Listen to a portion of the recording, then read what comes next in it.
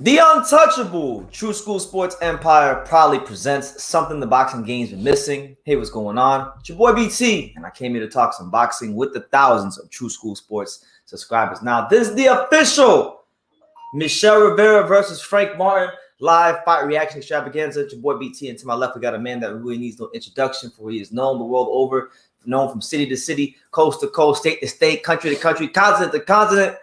The one, the only. It's Pops. Welcome to True School Sports and Saturday Night of Boxing. Fire away, BT. Yes, sir. So listen, if you're just tuning in right now, if you're just filing in, make sure you do me a favor, smash that like button so this video can get out to as many people as possible. If you're watching the playback, smash this like button so it can get out to as many people as possible.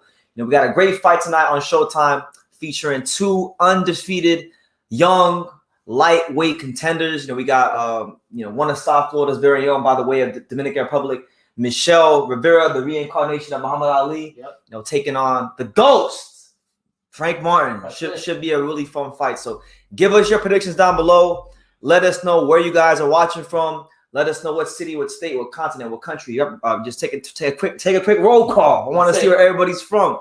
We here, and listen, we're already off to a better start for this live than we were for Chris Smith versus our man Zojai. Yeah. You know.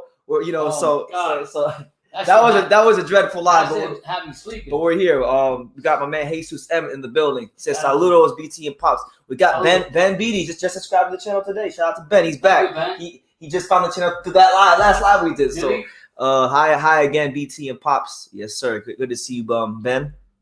Jesus M says I thought thoughts on Elijah Garcia on the card. Who the heck is Elijah Garcia? Elijah Garcia. I'm not sure who we talk. I don't know who Elijah Garcia is, Chad. I don't know any Elijah Garcias in this card. We got my main man, 50 grand, Punch Perfect Boxing out there in the UK. Make sure you guys go run it up. He says salute to BT and Pop. Smash the like, folks. Yes, smash the likes. They said Garcia was the prelims. Really, I didn't watch. Okay. Yeah, I was still resting from the Chris Smith fight, so I didn't get a chance to watch. I caught the very last fight on the prelims. Yeah, he fought Cruz Stewart. I'll have to rewatch it back and give you my take on it later on. But I saw Kenneth Jr. won by stoppage, so that's always great. A good thing to see him win. But listen, man, we're gonna focus right on the card right now. We got our first fight on the card: Vincent Astrolabio versus Nikolai Potapov. Yeah, man, I'm riding with Rivera. Rivera's winning tonight, guys. No, I got Frank Martin. By stoppage. Dominican's coming. How many fights are on here? 4? Like 2 or 3. Has 15 more rounds of pro ring experience and a lot more amateur experience than Astrolabio. Potapov has won 3 in a row, but his last fight took place. Yeah, Potapov. I remember when Joshua Greer wanted to fight him. Yeah, years ago. Technical boxer lacks pop in his punches. We'll see if the long layoff will impact his timing and reflexes in the early rounds. Yeah, Ben says Frank Martin's either going to stop Rivera from round 7 to 12 or Michel Rivera by decision.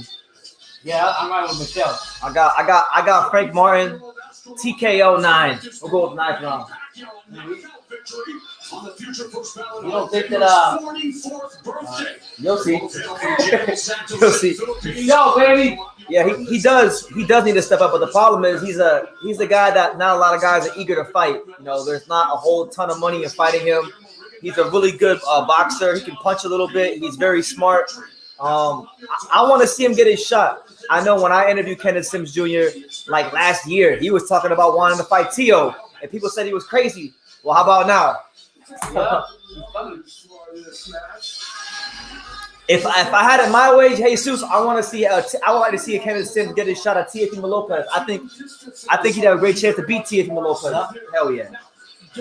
But right now, if not him, I would say Montana Love. That rematch would be a good fight. Yeah, right now, in the state of Manatio, anybody can beat him. That's not saying a lot. I pray for him, though. The referee can stop the fight. A fighter cannot be saved by the bell, and the fight becomes official. Just so you guys know, on this card, we got this fight. We got Jose Uzcategui versus Vladimir Shishkin. and we got Kevin Johnson versus Christian Bias, and then we got the main event. So that's where we're at. Oh, is he? I didn't even realize that. This dude, Vincent, the guy in this fight, Vincent Astriago, whatever it is, he was the guy that beat Rigondeaux the last fight. Oh shit! Okay. You gotta put some, He beat Rigondeaux after Rigondeaux lost to Casemiro. All right. And joining us tonight on AFN, the American Forces Network. Shout out to my man, Kenneth Thomas. He said, what up with you? Shout out to you coming from Addison, Illinois. Frank Martin by stoppage, 8th round, body punching him out. Hey, you got him around earlier than I do. I got the ghost in the 9th round. So I'm riding with Rivera. He's going with the Rivera decision. Hey, listen, it's a good fight. I think either way, A lot of people going like it's you hear from people basically like. I think at the with the betting odds, what I heard was Frank Martin's a slight favorite right now. Yeah. But yesterday he was underdog because the lines moved. Oh, So yeah? the lines can move. And the WBO Intercontinental Bantamweight I Champion. think the edge I will give Martin, from what I hear, is his power. Fighting out of the red corner. Which is not going to be enough against him. That's not only advantage. It's not going to be enough for a slick boxer in Rivera. He's slick too. 17 pounds. He gonna find out. Again, baby. He has 11 wins. This guy looks serious. Here is the IBF number 3 ranked world bantamweight. Potapov. That's what they call him? No, that's his name. No. Okay. Potapov, yeah. He's with Dimitri Slita.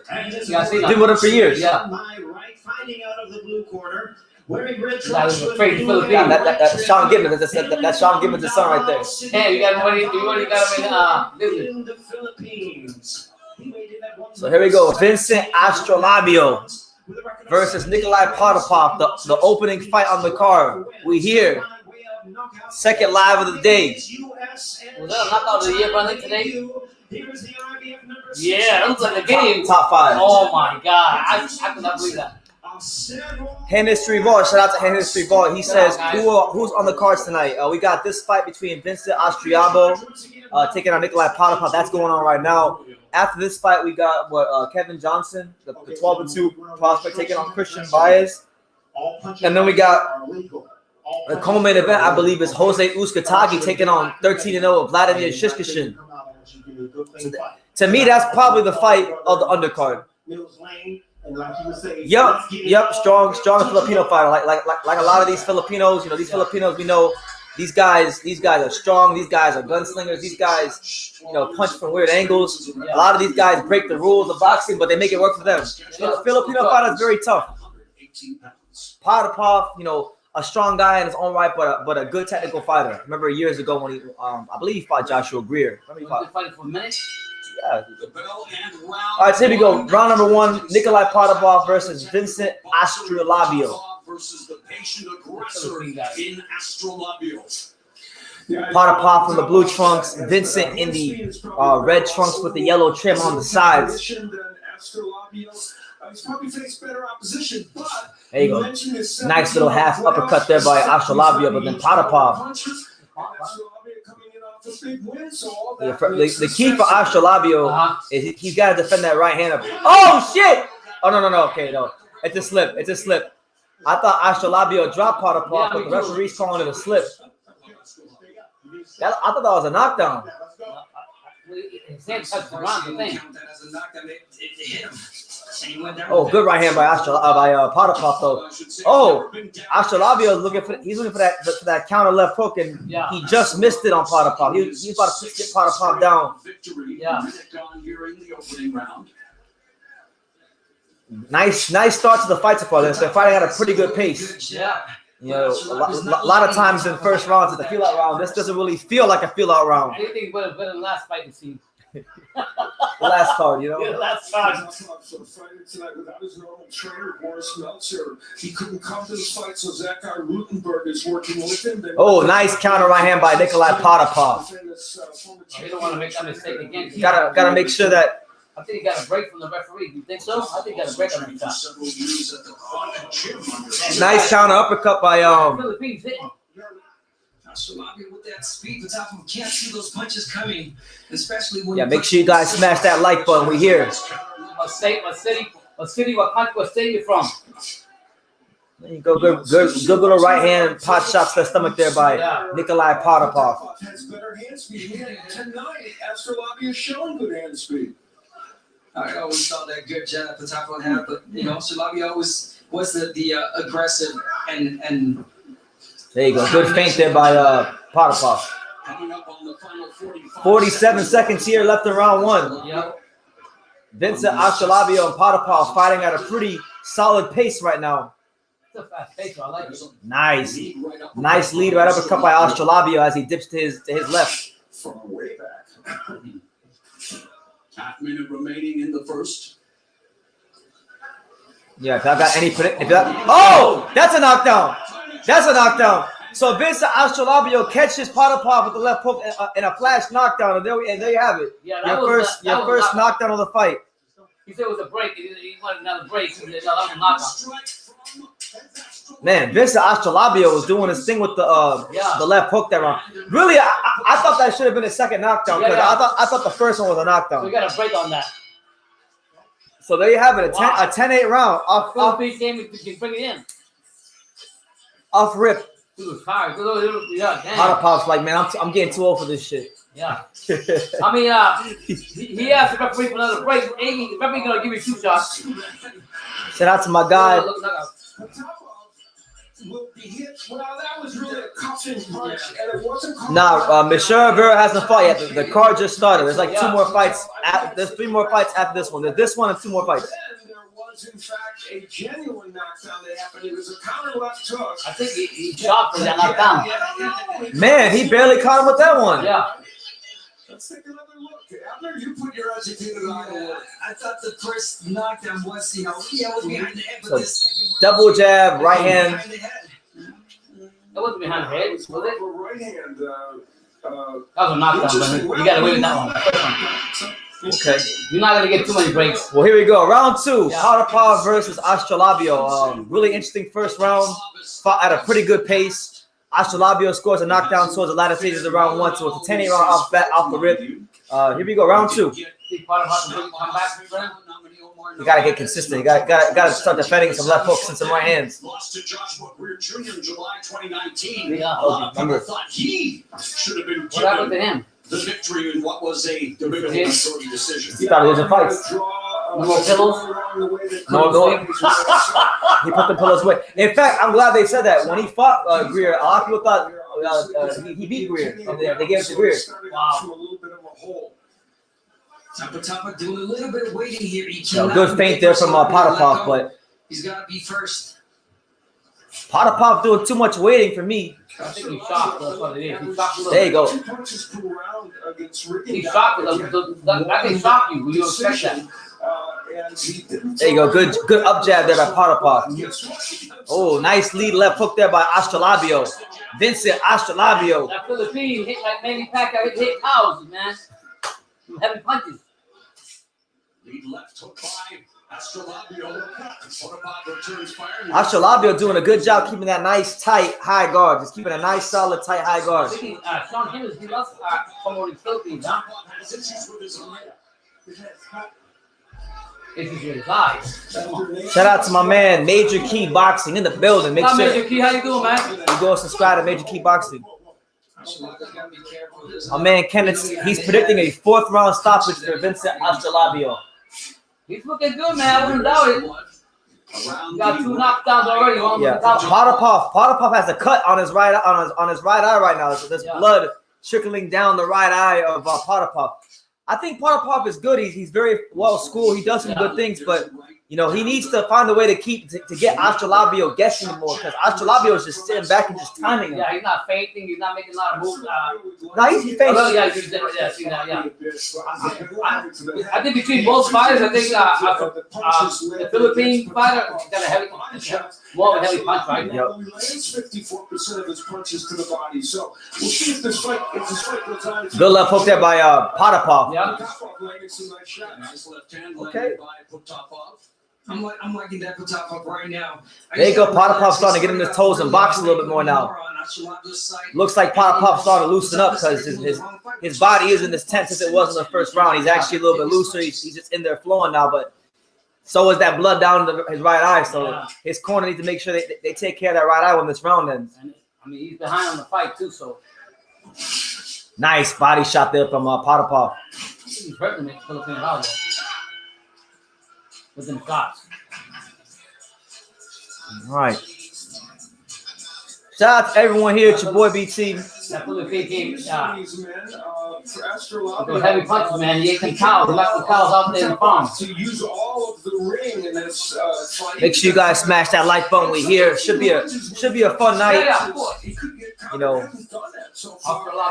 me and Pops are in disagreement. You know, he's got the reincarnation of Muhammad Ali winning the main event. I got the ghost. I got Frank Martin. That's what's gonna happen to him.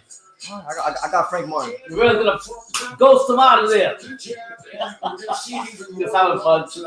He's a superb combination puncher that could freeze Astrolabio. Hit that Holly. And a wild card could be, he's got a sneaky good uppercut. We haven't seen it. I like the work Potapov did in that second. I actually won that second round. Yeah. I feel like Potapov that last round, he settled down really well, got on his toes, started boxing, started mixing things up, showing Astrolabio some different looks and keeping him off balance. So yeah. Boxing pound for pound Jack says, I lost $500 today on fucking Sean Strickland and the stupid parlays. Betting fucked me up, BT. Well, listen, that's why I had this philosophy in life. I don't bet on things I can't control. So I'm telling you, good at that shit. BT, why are you picking Martin? Michel Rivera has this thing with when he fights southpaws, he constantly leaves his foot on the inside of the southpaw's lead foot, and I just think his foot positioning is gonna put him in a bad place to get hit with some hard shots, and get hurt. You know, if he corrects that, he can obviously win. He's got the jab and the skills to make Frank Martin reset, but I just see that being a big problem for him. Yeah, he can't be. I would say that he can't stay inside the pocket too long with Martin because the Martin got some power and he can catch him with something. Apollo wants to know: is Frank Martin more of a defensive-minded fighter or an offensive-minded fighter? I would say Frank Martin. I think he's a pretty well-balanced fighter. I would say he probably is a little bit more of an offensive fighter because he's a guy that relies on his explosiveness, but he's a good defensive fighter. You know, he parries very well.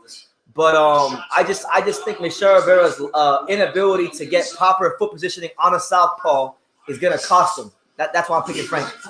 I want Michel to win. He's a South Florida guy, but you don't think that Michel's gonna change that and realize that he can't be doing that against absolutely not. If you didn't change it already, they're gonna change it magically on fight night. Nope. You're basing it on that. Absolutely. Positioning is everything. Yeah, absolutely. Major Key says it's a 50-50 fight, but I got Michel. He might get dropped in the process though. He can't afford. I don't think he can afford to get dropped. Who? I don't think he can afford to get dropped. I'm riding with Michel, baby. Is Rivera the lightweight Ali? Yeah, that one. He looks like him. We gotta act like him when he goes in there.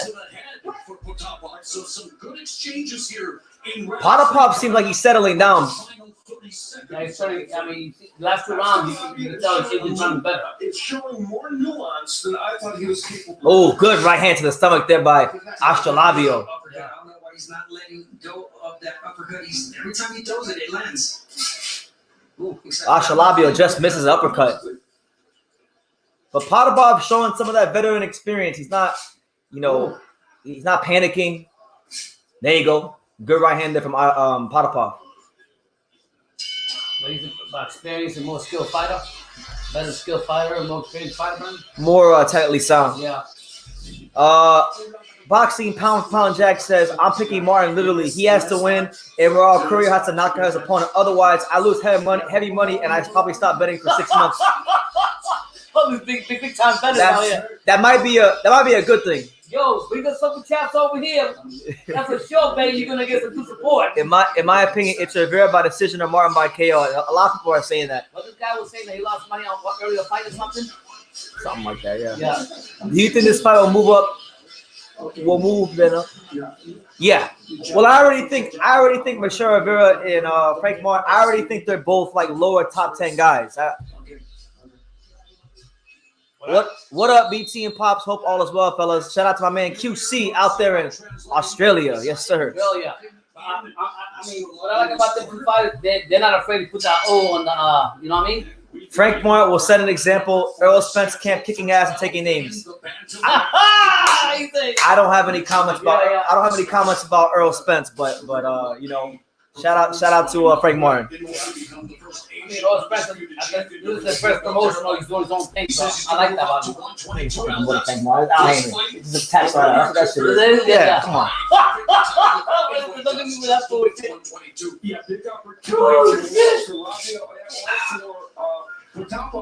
Yeah, I got Frank Martin by stoppage, bro. Round 4, Vincent Astrolabio versus Nikolai Potapov. Astrolabio, I would say he's ahead by about 2 points right now. I think he's slowed down a lot too. Astrolabio, he's not as strong like he was in the beginning, you know? Well, I see Potapov. There you go. Good right hand over the top there by Potapov. Great fighter, defensive fighter, and what Astrolabio did. Astrolabio, he's consistently looking for that left hook. Yeah. You know, always looking for that left hook. If there were no knockdowns, would have been a unanimous draw, same scores across the board. A rarity for sure. Yeah, this fight has implications, no question about it. And you know, Potapov has kind of found his footing in this fight a little bit. Whether he's winning, You said the guy you were talking to yesterday. I just said it earlier, Mr. Tyler. I just said it earlier. I said that he wanted to know why am I so confident Frank Martin's going to stop Rivera. Because Michel Rivera, I went back and I watched some tape yesterday because I had somebody point it out to me, and then I went and watched some tape on Rivera yesterday, and I saw it myself. His foot positioning with southpaws, he consistently leaves his foot on the inside of the southpaw's lead foot, and the reason this is bad is because when you do that, you put yourself in position to get hit with power punches. I just don't think he's going to win the battle of positioning, and I think he's going to get hit and hurt badly. I don't think so. I think he's going to use the jab. But I could be wrong. It's a 50-50 fight. It can go either way. Stay in the distance. Jab, you say. Not here behind the head. That's it. Move the angles. And don't stay inside there with Martin. That's what he's got to do. He wins his fights.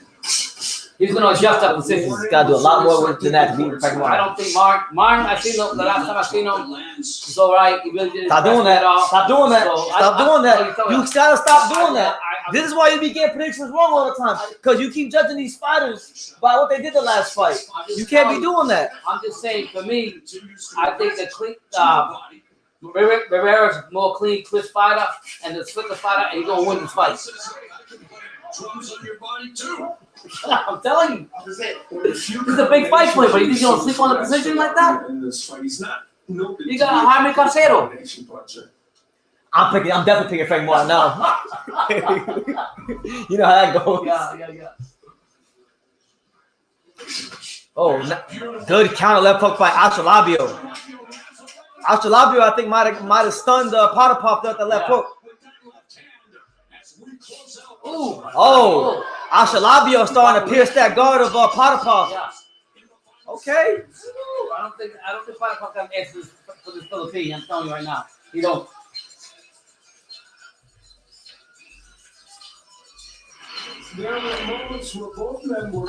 Chris Colbert versus Frank Martin. Who you got? I got Frank Martin in that one too. I definitely got Frank Martin in that one. Yeah, I have to see more how I don't think Chris Colbert's disciplined enough to beat any top guys. Actually, I don't want to say I think. I know he's not disciplined outside of the ring to beat any top guys, because I just know some things. I'm just gonna say straight up. I mean, Good fighter though. Good talented fighter.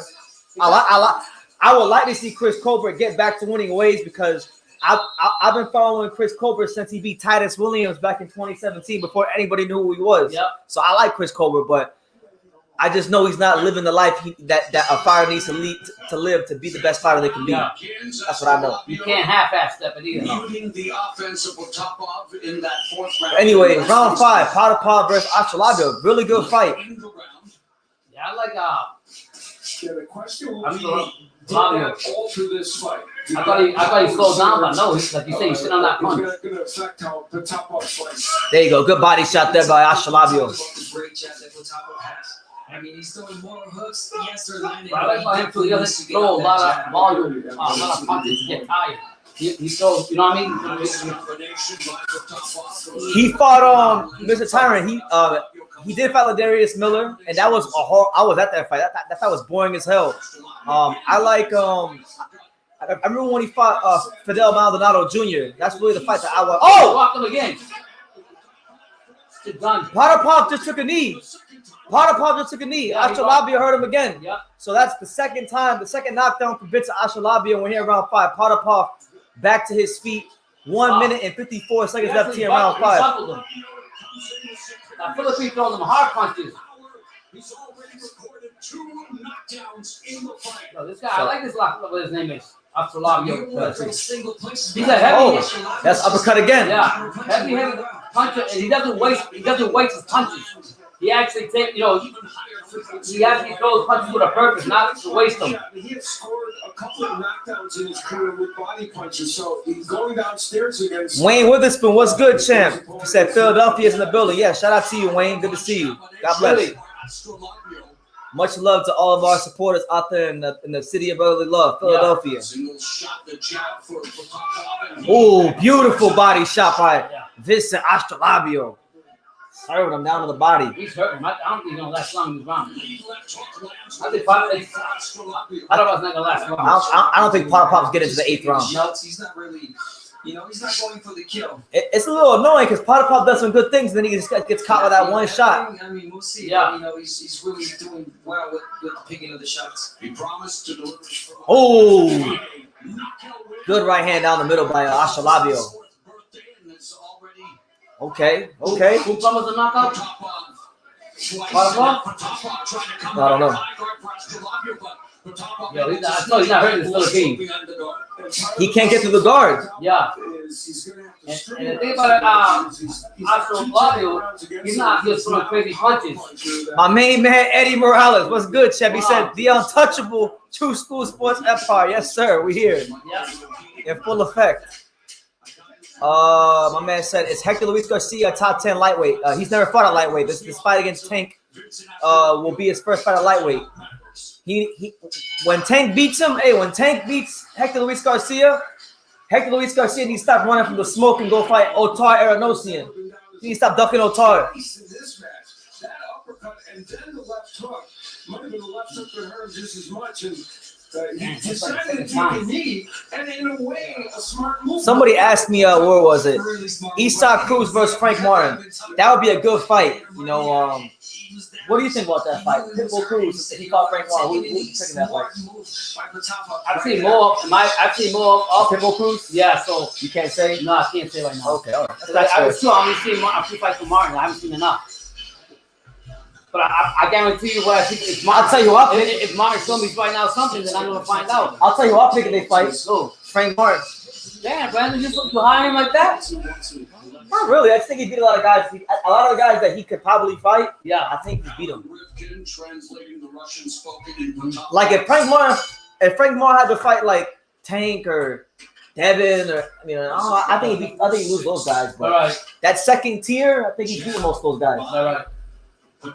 Well, he better start tonight. We're gonna do something. All right, we're here around 6 between Nikolai Potapov and Vincent Ashtalabio. Ashtalabio has 2 knockdowns. He's in control of the fight. Potapov's doing some good boxing in spots, but just not able to really fully put his imprint on the fight. You say he can't break down that Philippine high guard and Yeah, a lot of times these Filipino fighters, they're mostly like explosive guys who don't have jabs or a lot of skills, but Ashtalabio has more skills and more nuance to him than a lot of Filipino guys. The high guard is very active, very tight.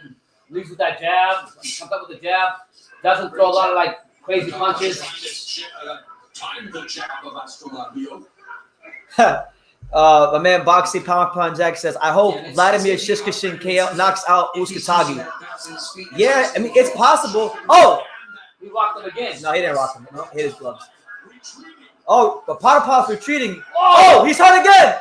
And down goes Potapov again. So the third knockdown Here in round 6 for Astrolabio as Potapov is on his knees. Push him, brother? No. It's a body shot.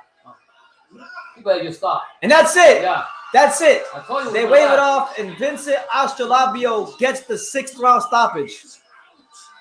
Really good performance I from like the this guy Philippines. right here. I like what I see from him. So he's got to win over Rigondeaux, and he's got to win over. Does he? Yeah, he's the guy that beat Rigondeaux after Casemiro. Oh, shit. Oh, and a backflip. Give me that And a Teofimo. backflip. Give me that Teofimo. Now I'll tell you this, man. I like this guy. Yeah. Unlike Mark style, What I like about him, he's better than Mark style. yeah, he left with that jab. That was the jab, and then he actually threw punch. He didn't waste a lot of punches. The punches that he was throwing with purpose, and he was throwing punches to land and hurt the guy. He wasn't wasting his energy. This round, and he was taking his time, and he showed it in this last round. I think he's throwing punches. Aggression leads to victory. Yeah, well put. Although Gary Cole is a good fighter, I think I haven't only seen. I've seen him fight. I think once or twice. Tall guy. Anybody has a chance, but I have to watch more Gary Cole to give you a real opinion. A terrible turn of events for him. Hyro says, I like this. Here you go. Hyro, his first comment coming out swinging. He says, I like this guy. He beat Rigondeaux. Astrolabio is a new player in the bantamweight division. Yes, sir. I like what I see from him. But you know what? Speaking of bantamweights, they need to stop ducking Lawrence Newman. Yeah. What's on him? I like it. Kenneth Thomas says, my bad, I said round 4. You were 2 rounds off, Kenneth. You got him out round 6. You said round 4, so you weren't too far off. You weren't too far off, champ. I told you it was gonna last. I told you it was gonna last. I told you, bro. Yeah. Be checking. Yeah, I told you. Starting to make its way Hell, there. baby. There's that uppercut. You know, I wrote the uppercut. Let me ask you a question, Pops. Based on what you see from Astrolabio, you like it more the Mark style? Fuck yeah.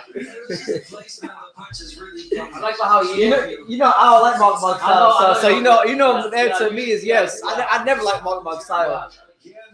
No, I really like what this guy about this run ring. Damn, he was like going down all the time. I don't know if he's training enough for this He fight. knows to listen to body, and I think it was a body shot. That But this guy was hitting hard, brother. He was throwing hard. That's why he kept going down. Yeah. Astrolabio delivers a KO for Christmas and in a year. Is Gary Cole fighting soon? If he's fighting soon, I'll make sure I watch him. Does he got any fight schedule in history? I'll put it in my notes. He's fighting soon. He does. He's much more fundamentally sound than that hype job Mark style. I'm glad Mark style lost. Yeah. They were trying to make Mark style out to be something he wasn't.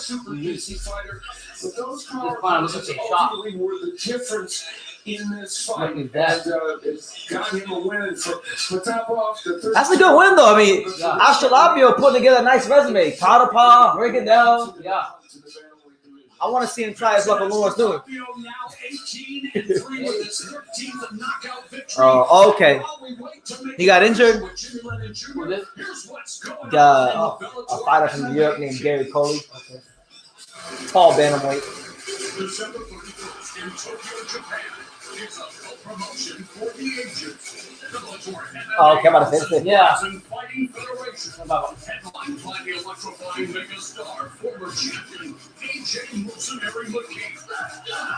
Plus current world champion, pound-for-pound game, Patricio Pitbull, and former champions Juan Archuleta and Kyoji Homaguchi. So the first fight on the card has concluded. Vincent Astrolabio gets a 6-round stoppage against Nikolai Potapov. With your boy BT, Brendan Taylor, the untouchable True School Sports Empire. We got Pops here. Make sure you guys smash that like button. If you're new to the channel, hit the subscribe button. For being here. This is, we don't got too many more fights left this year. So because of that, we don't have too many live fight reactions left this year. True. So make sure you guys definitely enjoy the time tonight. 2022 has been a great year here for the channel. 2023 going to be even better because it's like a fine wine. It just gets better with time. That's it. Yes, sir. My man right here says, still Spence, and we're not getting into that. What is it? This ain't the live for that. He want to talk about Crawford Spence shit. If I've already stated my piece on that. if you want to know what I think about that, and you already know what I think about that, so you asking stupid questions, you can go watch my old videos. We're not here to talk about the two divas. We're here to watch Frank Martin and Michel Rivera. Why do we like this fight? And that's a bigger fight than Crawford Spence. You want to know why? Because it's happening. They signed a contract, so we're not worried about that. This ain't the live for that. We're on a roll. My stock just went up betting on Martin. Yes, sir. What say? He's betting on Frank Martin. He's making the right decision. Making the right decision. You're all gonna find out when it's too late. I want to be wrong. I'm not lying to you. I actually want to be wrong because I like Michel Rivera. I understand. He's from here, you know. I understand you're saying the foot position, but like you say, you can't say that for every fight. You say you can't do that every fight, but you say that he's done that in every fight. That's something in any fight you can literally say. If that shit ain't right, you losing. Yeah. Nayo might vacate the bantamweight and move up. That's true. So if I don't know where Astrolabio is in the rankings, but if those belts fragment, he's gonna be right there to fight for a title. Yep. So he could be the next Filipino champion. Good fighter. Good fighter. The first time I've seen him. I mean, Did it before? I didn't watch him when they fought. But you see more but Potapov, right? I seen Potapov. So going into this fight, you had him favored? I didn't really put too much thought into the fight, but I seen Astrolabio. I seen the highlights of the original fight like a couple months ago. Yeah. I went and I watched it. Good fighter. So yeah, let me see. We got. I really do think that Uzcategui Vladimir Shishkin fight is gonna be the fight of the undercard. That guy from Warriors Gym. Shout out to We've had a chance to watch Shishkin train at Warriors Gym with Sugar Hill, punched like a mule. And you know, my thing was this. You know, they didn't let Jose Uzcategui take PEDs for Dave Benavidez, but they might let him take PEDs for Vladimir Shishkin. So what do you think? Do you think they'll let him take PEDs for Vladimir Shishkin? I will always say, once you get caught, you're always going to have that question mark no matter how many times you go in the ring from now on. And you put that mark on yourself. Yeah, they were talking about that at the WBC convention, Rocky Austin. He said, I heard Mark Sile versus Isaac Dogboe will fight next year. What do you think about that fight? Mark Sile versus Isaac Dogboe. I'm really excited for either one of them. I like Dogboe. That's a good fight. It's a solid fight. But it's not like a fight I'm gonna go crazy about, but you know it's cool. It's a chance for Mark Sile to get back in the win column. He recently had a good fight too. He just won. I forgot who he beat, but I would go for Dogboe, but I'm not really up for the fight. Hyro says Al Heyman gave us a Christmas present. He's the Black Santa Claus. What did he give us, Hyro? Oh, you don't want to talk about that. What's wrong? What did I say that was wrong? He says that's just wrong, BT. What did I say that was wrong? Probably talk about that. It's on Showtime. For those wondering, this is all on Showtime. Yeah. You know, we here. You know, thank you, Al Heyman. Thank you, Al Heyman, for not making the fight that everybody wants to see. I don't want to talk about that BS, man. I want to enjoy the card. Trust me, you'll get your chances to talk about. Bruno was saying. Bruno was saying the same thing. That you with him and you got to wait 18 months in another fight and this. Oh, he's talking about PED use. Well, because you know what, MLW, it's true. Because I know how boxing is behind closed doors. They want to pick and choose how they police PEDs for some of these fighters. So my thing is this: there's not. I don't think there's a lot of money to be made with Vladimir Shishkin.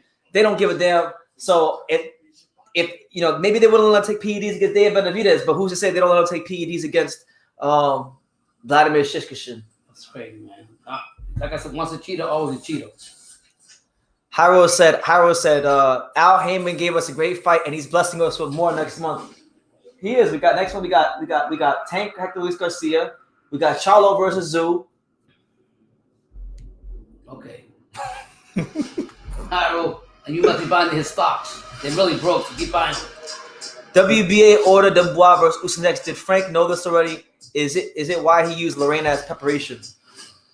It could be. I mean, right now, the way it's looking, it looks like Frank Warren has the heavyweight division in the Cobra Clutch right now. Because he's got Fury and he's got Dubois. And, you know, Dubois is the WBA mandatory. Hrgovic is IBF mandatory. Yeah. It's a lot of stuff going on in the heavyweight division right now. So hopefully, for our sake, they can deliver the fights that fans want to see. No, he better not sleep on Hector Garcia. He better not. Crazy, man. Jamal, keep running your mouth, boy. He got that chip on his shoulder. Shout out to James Valdez, my main man out there in San Antonio, Texas, home of the Spurs. Yeah. Hey, you know, I want to get your guys' thoughts on this, and I want to get Pop's thoughts on this because I made a video about this earlier. What do you think about Ryan Garcia saying that he said, "Fuck the tune-up, let's just get to the fight"? Yeah, man. He said, "I don't need a tune-up." I see the video. I'll say it like this: people need to stop worrying about the fuck Ryan Garcia's doing. We know his history. They're gonna pinpoint and say he's always kicking chicken shit out of fights and everything. You all better be worried about Tank Davis getting past. I Garcia? I got think so? Yeah, I don't think so. I have a favorite to win, but it's not going to be an easy fight like you guys think. Don't worry about what Ryan Garcia is doing. You best better worry what Tank's going to do. That Chris Billismith knockout was nasty. It was, and like you know, when I was sitting there and I watched that knockout today I went to bed of Armen Jojai, I was thinking to myself, I said, man, this dude hit my boy Isaac Chamberlain with all those punches, and Isaac still took him and still had him out on his feet in the 12th round. That knockout looked like a video game. Man. It looked like a video game knockout. That shit was like, I was like, God bless him, I was okay, but I'm like, I left. I thought he was gonna crack. Yeah, MAW says like and subscribe, folks. Yes, sir. Listen to him. He know what he's talking about. Did you know that Shishkin was avoided by Ados Ubosinuli? Shishkin is ranked in the IBF. PBC wants agents on all sanctioning bodies. I didn't know that, but I do know that Vladimir Shishkin has had fights, you know, that should have happened fall through. Because I know just from talking to Sugar Hill at Warriors Gym and Timur Bakhram about him, you know, I've heard that it's been hard to get him fights. Like a lot of guys at that gym, because a lot of the guys at that gym are those Uzbek fighters and Russian fighters, those high risk, low reward guys like Otar Renosian, Otabek Komatov, Vladimir Shishkin. We gotta make it clear. Otar's not getting the fights, not because he can't get the fight, so everybody's afraid of the motherfucker. Comes in there, that guy. That's why I'm not knocking Hector for taking. I'm not knocking Hector for taking the Tank Davis fight. Yeah. But I'm gonna tell you this. You know, if that fight goes as we think it's gonna go, when he comes back to 130, you know, if I don't call him for. But that one, I want to see Otar get his shot at Hector. I mean, they should be getting a shot a long time ago. I don't know why. They're still sitting on the law. A lot of his fault. You know what I mean? MAW says, I'll see it to believe it. Tank versus Ryan. The rumors are saying that Ryan might be cycling off some PEDs. Look, man. He might. Listen, I don't put that past any fighter, because one thing I learned about boxing is you can never be surprised by anybody taking PEDs. That's the one thing I learned being around the sport all these years. Yeah. But when I hear Tank say it, I'm like, come on, man.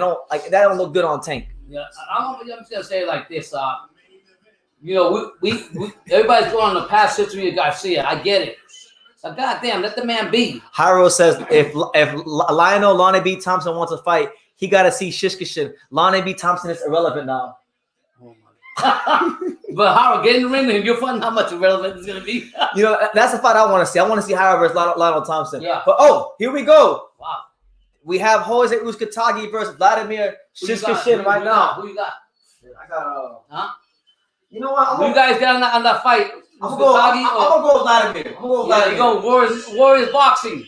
Shout out Hollywood, Florida. 31-year-old Shishkin started boxing at 11. You got a Mexican thing on? What in the world? There's Sugar. Yo, Sugar Hill looks like he got fat. He's eating good. That was Sugar Hill behind there. Yeah, he's eating good. Yeah, Vladimir is trained by Sugar Hill, and Sugar Hill looks a little chubby. Does he? Yeah, all right. We got a Mexican thing playing? Nah, I meant Jose. Oh. Look at Sugar Hill. He's eating good. The policeman. We know what he's doing with that Tyson Fury. Yeah. I like the fight. You gotta enjoy yourself sometimes. I got Frank Martin. He's got Michel Rivera. I just think Michel Rivera's foot placement against southpaws is gonna get him hurt in this fight. Oh, I like that trainer. Yeah. He's recorded 3 consecutive wins, all against mediocre opposition, since he incurred another upset loss in December. Yeah, fought in a minute, right? Against Vladimir Thompson. That fight marked the last time. He doesn't look as big as he was. Scaled below the super middleweight. Hey, man, I know he's not fighting right now, but Harold mentioned him earlier, and one of the ex-opponents is in the ring. They gotta stop playing around and get my man Lonnie Thompson a fight. This is ridiculous. Lonnie Thomas ain't doing nothing to get fights. You can't just blame it on him. They need to give him $400,000 because he deserves it. By now, he should have had it. But, I mean, come on. We got my man Bobby out there in the Philippines. He says, what Vincent Astriabo just did to Potapov was a brilliant piece of boxing poetry. That's right. That's right. I like that. He leveled the jab, took his time, didn't waste his energy, and threw those heavy punches like they do in the Philippines when they knock out the cows. That's Pacquiao. Yes, sir. MAW wants to know, what do I think about the winner of this fight maybe being a potential Demetrius Andrade opponent? Yeah, I would like. Right now, I'll take anything for Andrade. If Shishkin wins, I would like Shishkin to fight Andrade. Yeah, because Shishkin can punch. He punches like a mule. Yeah, I would take anything right now from Andrade. Hopefully, this next should be better. Sanctioned by the IBF. The president is Daryl Peoples' supervisor, Levi Martinez. Our judges at ringside from California, Max DeLuca, from Nevada, Sugar Hills for him? Horse Jarman, and from Vladimir. Oklahoma, David Sutherland. Introducing our referee in charge, he will be giving instructions after the introductions, Celestino Ruiz. Right. All right, fans, here we go. 12 rounds of boxing for the IBF Super Middleweight World. My man Jay Banger LLC says, I went to high school with Frank, and all I can say is he's varsity as a freshman, and he's been had juice. I think people forget how powerful he really is. Hey, shout out to you, Jay. Frank Martin, probably pound for pound in boxing, I think one of the most explosive fighters in the sport right now. He hasn't had a chance to really prove it in a fight of great significance, but now he gets his chance. So we're gonna see what he's made of. I'm with you. I got Frank Martin by 9th round stoppage. Pops, my dad ain't a believer. He's got Michel Rivera by decision, but it's a good fight. Shout out to you, man. Vladimir Shishkin, man. Yeah, he did get somewhat from last I'm time. telling you, yeah. Look this in a couple weeks in England, he didn't look like You that. can enjoy life. That fast? That Tyson Fury money cleared, the check cleared. You can put that much weight on that fast? Yeah. You got money. With a record of 32 wins, 4 losses, he has 27 big wins coming by way of knockout. Currently ranked a title eliminator. So let's go put him back in the title protection. Yes, sir. Kevin Effect in the building. Shout out to Kev. We here. Prime time live fight reaction extravaganza. What, IBF? What is he? This is an IBF eliminator. Okay, so that means The winner of this fight will fight, I think. Well, Canelo. What? Because it's 68. Yeah, is it? Yeah. Yeah, Canelo's undisputed still, so. Yeah. People come as mandatory? I believe so. Yeah, I don't get what the. Well, eliminate their fights, yeah, they lead to that. Yeah. Damn, I can't believe Plant pieced him up. I wanted him to win too. And then Lonnie Thompson pieced him up right after. Yeah, but Lonnie's not. I love Lonnie. God bless him if he's listening to us. But come on, Lonnie, you gotta make something for yourself. I agree with that, but he do got a bit of a point. Like, this guy is getting fights, and Lonnie beat him. Okay, but sometimes you gotta open that door for yourself again. Brandon D. Hooker says, "Good evening, BT Pops chat. I see Sugar Hill in Vladimir's corner. I'm calling it a win already. So he's going with Vladimir. Yeah. And listen, I seen Vladimir at Warriors Gym. I know Jose Uzcategui is a guy that likes to go out there and bang it out. He better not do that this fight. I'm telling you right now. Yeah. If he do that with this dude, it's gonna be a short night. All these Sugar Hill fighters, they come out. No, but him in particular. Yeah. Here we go. So here's round one. Vladimir Shishkin versus Jose Uzcategui. This is, I believe, an IBF eliminator. So we got Shishkin in the black trunk with the purple trim. Uzcategui with the Bolivian flag on his trunks. He put I would say what the guy said. I wouldn't mind seeing Andre fight on these guys. Good feint there from Vladimir. Oh, and a big right hand from Jose Uzcategui early on. Yeah, these first couple of rounds are really going to determine and tell us where Uzcategui is as a fighter today. It is also worth noting, guys, they were trying to make that Jose Uzcategui fight with David Benavidez. So I feel like if he does win this fight, him playing against past Benavidez. That's what they call him with PvP, right? Whatever they call it. Yeah. There you go. Good jab there by Vladimir.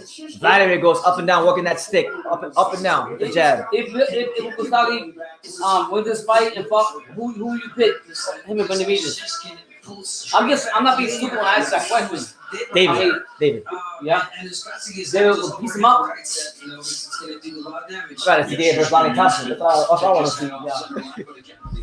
Who's fighting now? I know he's fighting somebody. Who? Benavidez fighting somebody? Caleb Plant. Better get through this first. There you go. Good jab there from Vladimir. Vladimir Shishkin working that stick very nicely here in round one. Throws 68 punches per round, so he's the problem. There you go. And right now, Jose Uzcategui's throwing a steady diet of right hand. Some of them are landing, some of them aren't. But I think he's trying to get that punch established early in this fight.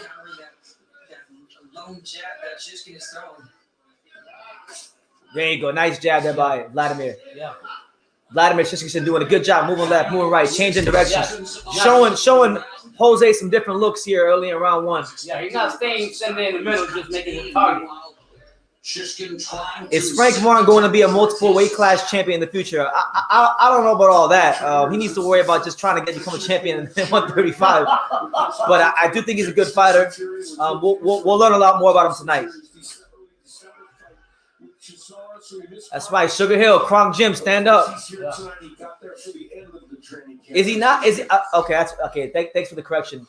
He said that's a Venezuelan flag, not the Bolivian flag. Yeah, but isn't Uzcategui from Bolivia? Or isn't his name like Bolivia or some shit like that? Bolivia's another country. No, but I'm saying, isn't his nickname like right there on his trunks? I'm not tripping. Bolivita. Yeah. Bolivita.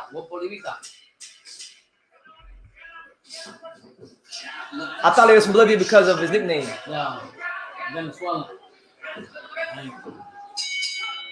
All right, so round one over. You know, How you got it? Either way. I actually thought Jose might have just nicked that round. Yeah, barely. But Vladimir need to be a little bit more tighter defensively. I think he's doing some good things with his jab, but need to be a little bit tighter with that defense. Has looked confident in recent fights.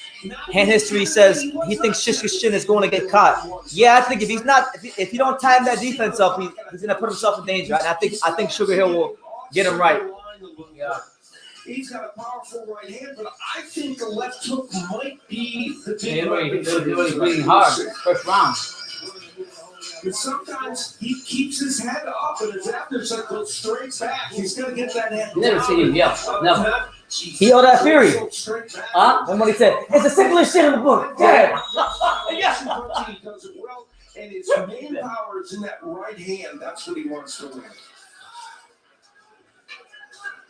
All right, so here we go. We move along to round number 2 between Jose Uzcategui and Vladimir Shishkin. He threw 67. Consistency, that's what we like. That was there you go. Good jab there by Uzcategui. Oh!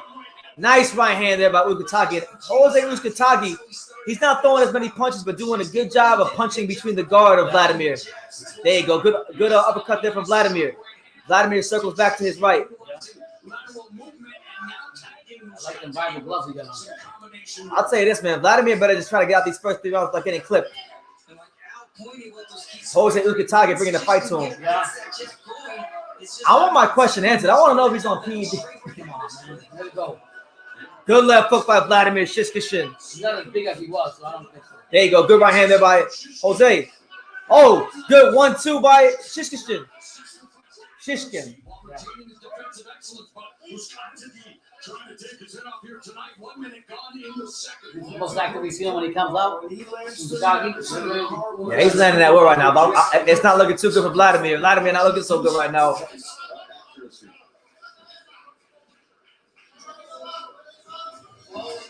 Oh, beautiful jab by Uzcategui.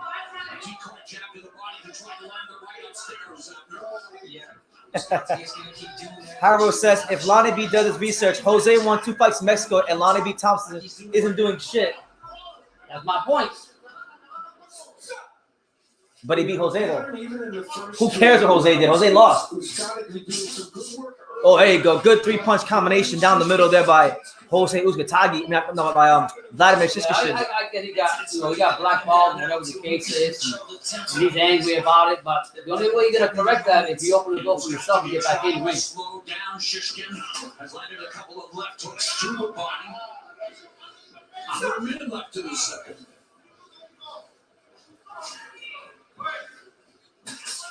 Oh, nice.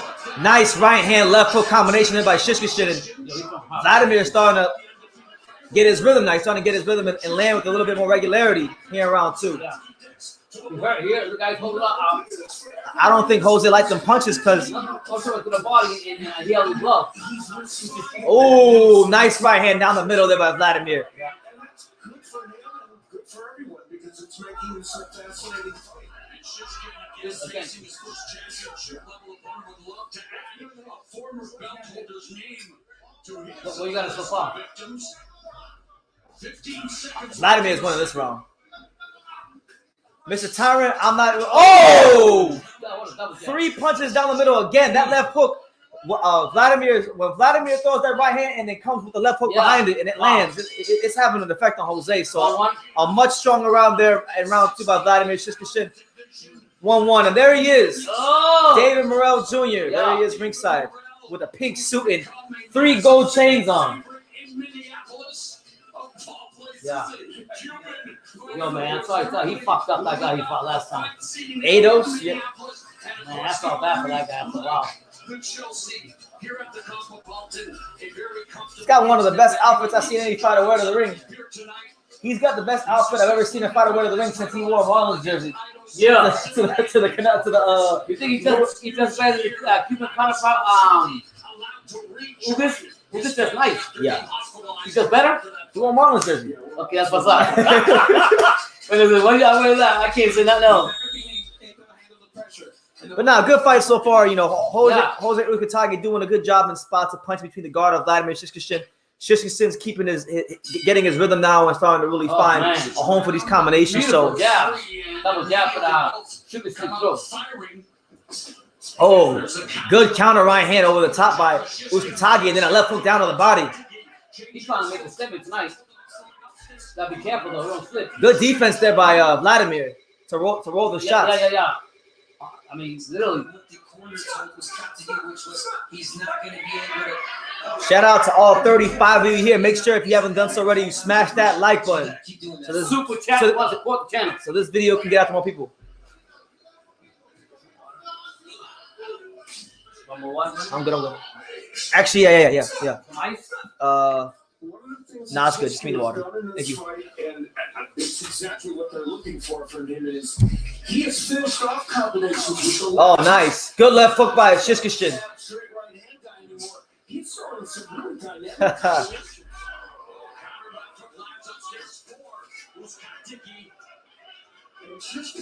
There you go. Right hand, left hook. When Vladimir comes, listen, man. Every time Vladimir throws that right hand and then comes with the left hook behind it, he's landing at will. He needs to keep doing that. Come with that right hand down the middle and bring the left hook behind it. Ooh. Sharp right hand by Vladimir.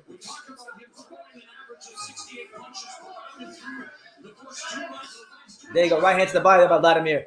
Jose Uzcategui, starting to feel the effects of what Vladimir Shishkin is doing. Oh, there you go. Right hand to the body, left hook up top by Vladimir. Left hook again, left hook, uppercut by Vladimir Shishkin. Jose Uzcategui getting pieced up.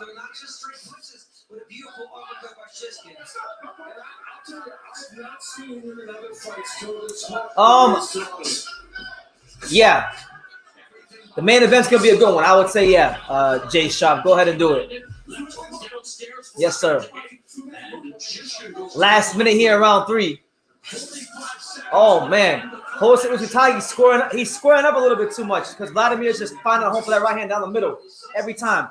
Right hand down the middle, left hook behind the right hand. Oh, there it is again. Right hand and then left hook behind it. Every time. Every time. Who's on his run? Vladimir Shishkin. Oh man, beating the shit out of him, just getting better every single round. Vladimir just getting better and better and better every round. Uzcategui was on for the first couple of rounds. The first round, and then Vladimir got a rhythm, and it's been all Vladimir since. Wow. There it is again. So you got what, 2-1, 2-1, clear 2-1 for Vladimir Shishkin. But shout out to Uzcategui. He's bringing the fight. Mr. Tyrant says Frank Martin looks drained. Who? Frank Martin, he said at the weigh-in, Frank Martin, like his face looked drained to him. Muhammad Ali did a hole in it. What about it? Look like. Maybe that's why he was so damn mad, because you know these fighters get mad as hell when they go to the weigh-ins. Don't they eat right afterwards and feel better? Still mad. It's that food gets you stomach, you mad. It's like when you Yeah, I know. it's like when I'm on here. Yeah.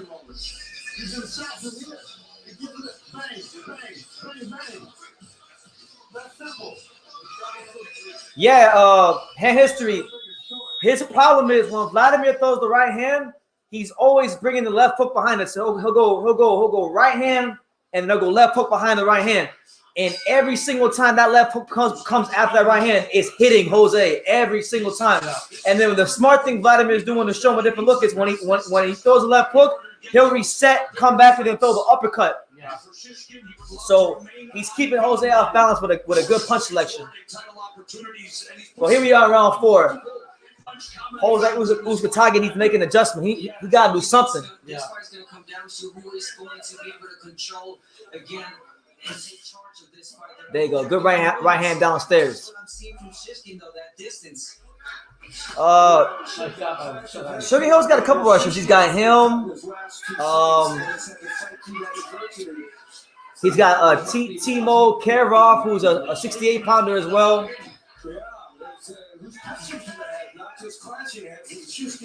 Good jab there by Jose Uzcategui. I love what Vladimir is doing. He's probing with the jab, but he's probing using different variations of the jab. So he's up jab probe, regular probe, moving his head. He's doing some really good subtle things to keep Jose off balance. Yeah. There you go. Good right hand down the middle there by Vladimir Shishkin. I think Shishkin, whatever his name is, you feel like he's doing. I think he's not showing signs. He's gonna. You can tell his name is getting tired. Jose. Yeah, you can see it. Look at him. He's feet down. So Jose Uzcategui saying that Vladimir gave him a head clash and a low blow, and there's a momentary pause in the fight.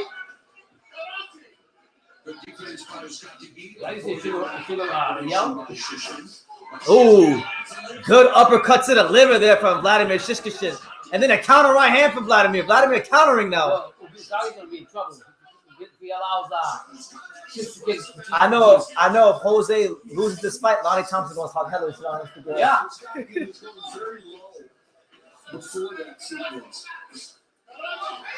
You did use him as opponent?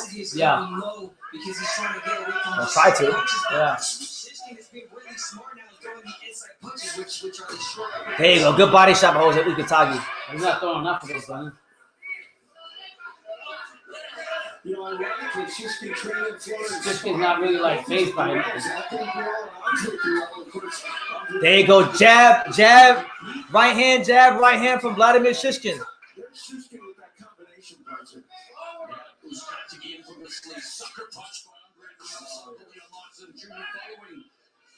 Jose looks tired. He looks like he's fading in you already. Jose. I was trying to tell you that in the last round. He's breathing hard.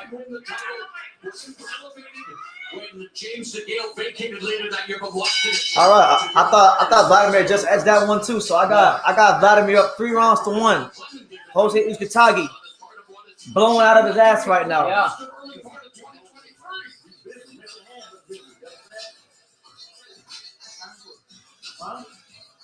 That's what I'm doing. We can look back, and this is where we had some activity on the Make sure y'all smash that like button. We here. behind the back of the head, and that's when there was a warning. Yeah, Jose has very like dejected discouraging body language right now. I'm not really Like his confidence. too big of a fan. Yeah, like his confidence. I'm not too big of a fan of like his mannerisms in there right now. Yeah. Shishkin using that left hand very effectively, and that's the revelation of this fight, that he's used that and the uppercut as well. How old is Vladimir? I'm not exactly sure. I'm gonna say probably like in his mid-30s. I don't know. I'm gonna check. I know he's not in his 20s. There's no way he's in his 20s. If he is, I'll be shocked. Very educated fighters. We mentioned that Shishkin. 31. He's 31. Vladimir is 31 years old.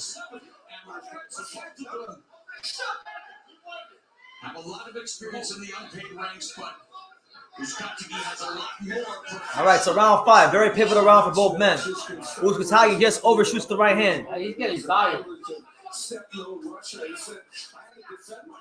There you go, good right hand there by Uzcategui, and then a bit of a low shot there on Vladimir, trying to get some get back from what he thought was a low blow. And the referee warns Jose for the low blow. Oh, that's a willingness to just come forward and look. Good feint there by Vladimir. And that's one thing I like about Sugar. He's very big on that. Feinting. That's why he's one of the best trainers. You know, we're really effective. Both of them tend to keep their head on the center line. We need a little more head movement as we look at the power punch statistics. Yeah, that's At some point, I think if Vladimir keeps doing what he's doing, he'll force a stoppage. Hold on to the job strap. he's been hit, as Abner pointed out, with one of those counter shots. Oh. There you go. Good steady shots on the inside there by Vladimir. I don't see much movement. There you go. Good up jab there from Vladimir. I mean, trying to pressure, but he's not throwing as many other punches as he was early in the fight. Put the pressure on Shishkin, but it's Shishkin who pops. Uzcategui before they clinch. There's a left hook lands upstairs for Uzcategui. Right now, There you go. Good right hand. Little short right hand to the body there from Vladimir. Yeah, Jose's got to dig deep if he wants this fight. It's not until he lands something significant. He's got to dig deep if he wants this, because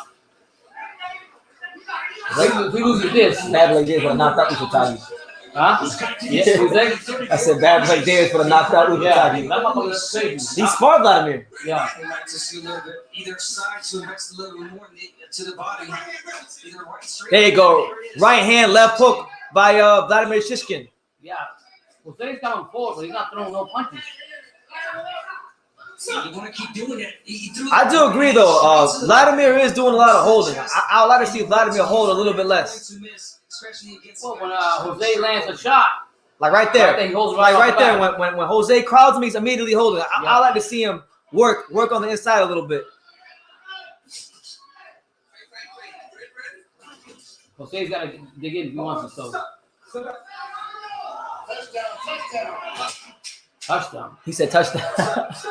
Must be a code word. Beat his ass. Well, you know, trainers sometimes have code words with their fighters. Like, Yeah. I remember one time I was at Salah's gym, and there was this dude that was sparring. I forgot who, but there was a dude. He said, yeah, hit him with the Denzel and the 38 and the Glizzy. Oh shit. He's like, yeah, he's using like slang terms for guns. Yeah. 38 the Denzel, the Glizzy. So some of the damn football quarterback formation. There's Caleb Plant. Caleb Plant is ringside. Shout out to him, man. Maybe this fight could be an opponent for him later A on. rematch with Uzcategui? Yeah. There's Michel Rivera. Yeah. Michel Rivera limbering up. Yes, he does bear a passing resemblance to Muhammad Ali. Wears his hairstyle like Ali. Uh-oh. He got the Pops do-rag on. Yeah. Frank Moran got that do-rag. Harold says Frank Moran got that do-rag. Michel Rivera ain't about that life. You gonna find out. And know both of them daring to be great without a He championship. likes what's it? Because he spends Al Haymon fighting all this crap. As we begin, They're both out here to fight. That's what I'm saying. That's why he likes them. It's Errol Spence Jr. versus Samson Nicholas. between the former Beltone- All right, round 6, Vladimir Shishkin versus Jose Uzcategui. Very effective. I think Jose's gotta do something. I think Vladimir is in control of the fight, but Yeah, he's winning right now. I would like to see him start dominating some more of these rounds because the last couple rounds, I think he's left a little close. Yeah. And you never know. You never know what these judges are quite seeing. So you always want to dominate as much as you can. Well, you always say sometimes the fighters with a bigger name always try, even though they didn't earn the fight, they go towards that. Yeah. I mean, Shishkin is a great guy, a great fighter that can. Oh, good, solid jab there by Jose Uzcategui. And he catches you with a straight right hand. That's how you set the right hand. Three-punch combination for Shishkin. There you go. Nice. Jose Uzcategui starting to work behind that stick, work behind that jab. Lead by uppercut from Vladimir. Yeah. Vladimir with the right hand of the body dips right out. And like Al pointed to Shishkin as far as him showing us different sides, different angles, different shots. I like how he took the uppercut first, landed, and then went to the right hand straight. There you go. Good jab there by Vladimir. Oh! Jose starting to land with more regularity here in round 6. But I don't think he's hurting. You think so? He's heavy. He's naturally heavy-handed, so he don't ain't got to throw hard. Right. He lands enough of those, you'll find yourself in the canvas. He needs to learn something, I think, significant here. Oh, so you got Benavides beating Caleb? Unfortunately, yeah. I hope not, though. He was having success. But he ain't beat Canelo. He was having that jab from Shishkin. Why are you favoring Caleb's stamina. Yeah, but he's worked on it now. That's not something you can work on. Yeah, when you go up the hills and you That's run not up something there. you can work on. No? I don't think so. All right. I think either you got a good gas tank or you don't. Yeah, but that's comes with the exercise and running up the Okay, hills. all right. You don't think so? I'm trying to tell you why. No, but I'm trying to tell you, you have to be able to. If you were like when you go to Las Vegas, you run the hills. If you run them up long enough, or you go to Colorado, Yeah, but you either got a gas tank or you don't. I think you can do things to improve, but I just think some fighters just want a better gas tank. Okay. Like John Ryder got a better gas tank than most fighters. Yeah. Like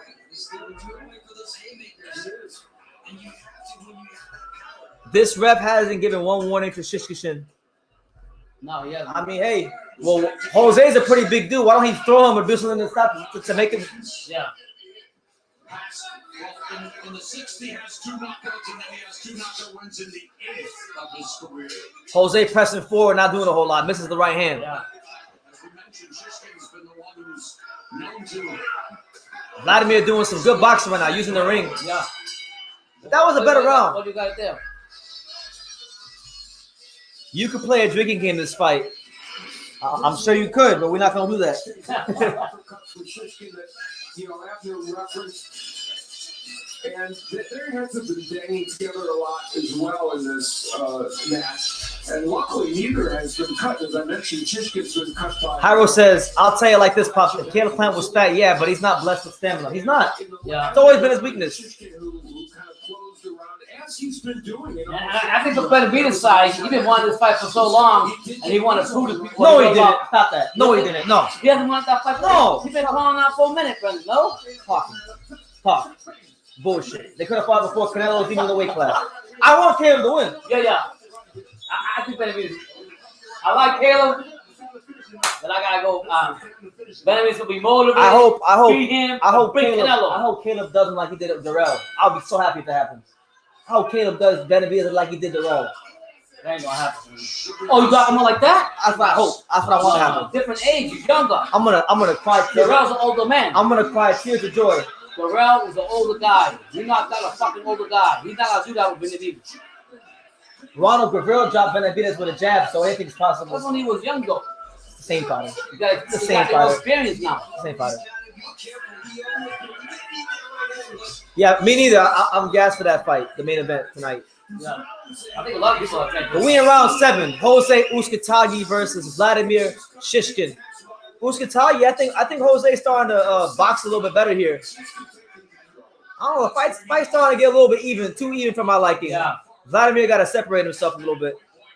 Wow. They got it in a shutout. Okay, Steve. Mr. Tyrant says, I just put money on Rivera by points. Let's go. But, hey, you still got time to change it, man. Don't change that, man. You can still change it. Come on. There you go. Right hand. Vladimir is doing a good job of throwing the inverted 1-2. He's throwing the 2-1, not the 1-2, but the 2-1. One thing that Shishkin does is when Jose throws his shot, He holds one in his hands or he holds on to him.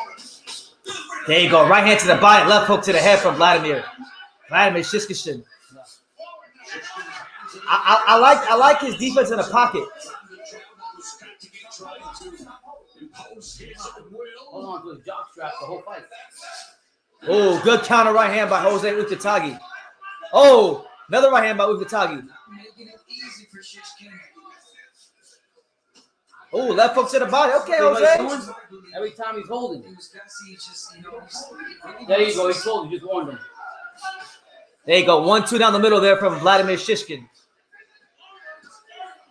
There goes that left hook down to the body there from Jose Uzcategui.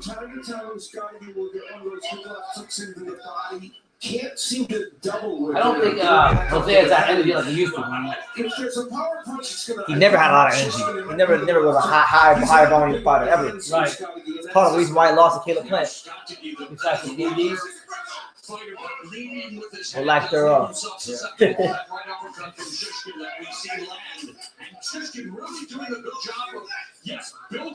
Last 20 seconds here, round 7. Nice jab there by Jose Uzcategui. I think Jose's punches are starting to have a little bit of an effect on Vladimir Shishkin. Them legs don't look the most stable. Yeah, but I mean, I'll be honest with you. Jose got to pick it up some more. He is picking it up more. Why do you think Vladimir moving and don't look stable on his legs? He's not winning this fight. He's got to pick it up. He said, LOL, the ref finally said, stop holding it. Yeah, I heard it. Rounds. Yeah. I said the same thing. I'm like, yeah. In the men's modern category, 3 champions, all with close ties to Showtime. Tim Bradley, a champ at 140 and 147, was the first. I want to say it again. Shout out to my man, my guy, my friend, Timothy Bradley, on making the Hall of Fame. Started in the Super 6. Sir. And Mexico's Rafael Marquez, who reigned at 118 and 122. That's bullshit. Rafael Marquez should not be in the Hall of Fame. Nor should Carl Froch be in the Hall of Fame over Marlon Stone. Marlon Stone ain't not allowed. That's ridiculous. Isn't that the right? It doesn't make Flair. I mean, Laser? Yeah. He has a vote. Legendary Christy Martin. Non-participants include trainer Joe Goosen, who joins his late. Oh, Joe Goosen going Hall of Fame. He sounds a good fighter. Announcer Tim Ryan. He's like this bad. Ryan. Yeah. Oh, he says so, yeah. Welcome to the hall. Congratulations. All right, so here we go. Round number 8. Vladimir Shishkin and Jose Uzcategui. Yeah. It's been a good, steady, solid performance from Vladimir Shishkin, but I think Jose's starting to close the gap a little bit. You know, I don't like how close Vladimir is making this. I'm telling you, Jose's always that one punch away from turning the fight around. Yeah. I feel you got to do something. I don't think he's winning the fight, though. What do you guys think? What do you guys score in the fight? I don't think Jose's winning the fight, though. I want to. There was Shishkin throwing a lead uppercut and countered by a right hand by Uzcategui, but we have Jose getting a little frustrated with the holding. Getting looks frustrated when Vladimir holds him because there has been quite a lot of holding. You know, Uzcategui has lost the play in the 12 rounder. He's 2-2 over 10-round fight. So that's 2 rounds. The referee says enough with the stuff, enough with the holding. Oh, nice left hook by Vladimir Shishkin. Yeah. Oh, okay. Okay, Vlad. Right hand to the body, uppercut down the middle. Vladimir Shishkin throwing punches with a lot of intent. And there goes the 1-2 down the middle. The left hand, the left jab, right hand combination down the middle from Vladimir been working all night long. He just feeding them and feeding them and feeding them. Damn. He's down to hit. Jose ain't doing jack. And we're in that part of the fight. Yeah, so far, Steve Farhood on his unofficial scorecard with 7 rounds, he hasn't given Jose Uzcategui 1 round. So make of that what you will. It is that time of the fight for Ooh, nice shot. Where is the charger, the cord? My thing? Yeah. Uzcategui's been down 5 times. Final minute. Hold on, Oh man, just take those a lot of combinations. That's it. Yeah. Nice little combinations by Shishkin. Man. Took that right hand by Come on, Jose. You get better than that. Maybe momentarily affected before he came back. You got to do better than that. Uzcategui. Ah. Again, Shishkin's not known for his shot-for-shot arguments. He's landed a lot of shots today. No, you're wrong. The main event's a 12-rounder. Hand history says Steve Farho is not actually watching the fight. He just he's scoring out of his ass. Steve Farho at this point, he's looking forward to his steak dinner after the fight. Oh shit! Who won the last fight? Vincent Astrolabio. He won the last fight. The Filipino. He stopped Potapov, the Russian, in 6 rounds. And threw him down. I mean, Dropped him three times. Yeah. But now we're here going into round number 8 of Vladimir Shishkin, or round number 9. Vladimir Shishkin versus Jose Uzcategui. Jose having a hard night at the office right now. Yeah. He did what he always does. He started out big, and that, look at that uppercut. That was a bomb. And Shishkin. Well, that was the best shot that he gave Shishkin the whole round, though. He didn't really do a lot. Shishkin comes back, his nose is notoriously. I think Shishkin got the better of him. He comes back strong. But, I think Uzcategui closed the round really hard also with them body shots. Nah, it's a 12. I mean, on BoxRec, Mr. Time, it says 12. To 18, according to It's a 12-rounder. About 9, I mean. No, I'm saying for Martin versus Rivera. I know, but he's talking about All right, so round 9. Round 9, Vladimir Shishkin versus Jose Uzcategui. holding. See, one. And the referee warns Vladimir again for holding. Second time. I mean, it's coming down to, yes, Uzcategui is making this fight interesting, competitive, but, Uzcategui just missed a big uppercut there. He's trying to land that big uppercut to really. Right there again. I'm gonna use one of your catchphrases. Why don't he work on his fucking physical strength in the gym so when the guy holds him, he can push him off? Yeah. I'm gonna talk like I was in his training camp.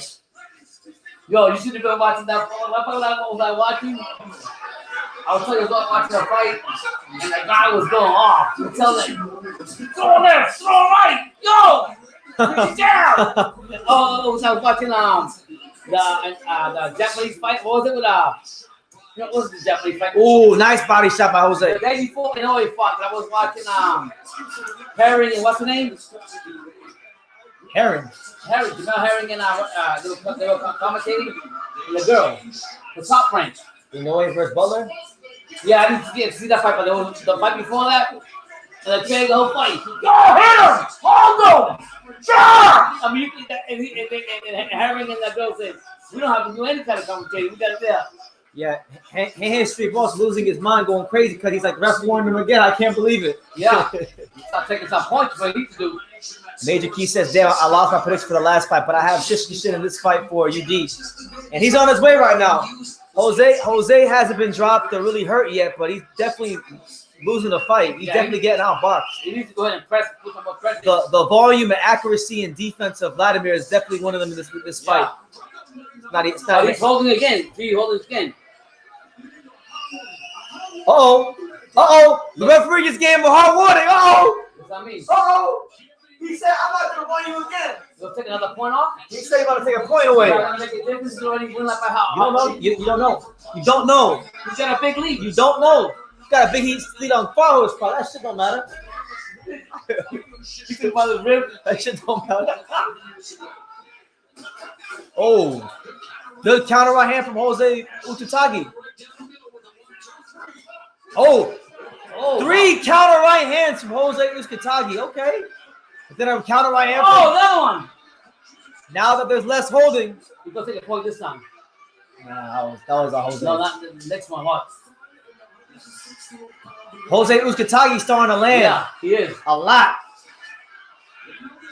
Oh, man, he's starting to really hit him with some significant shots. They're pushing him back, too.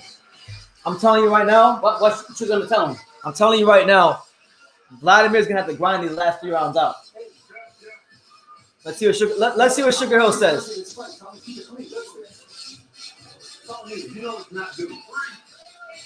You know not what? He said, this fight is on you. You know what not to do.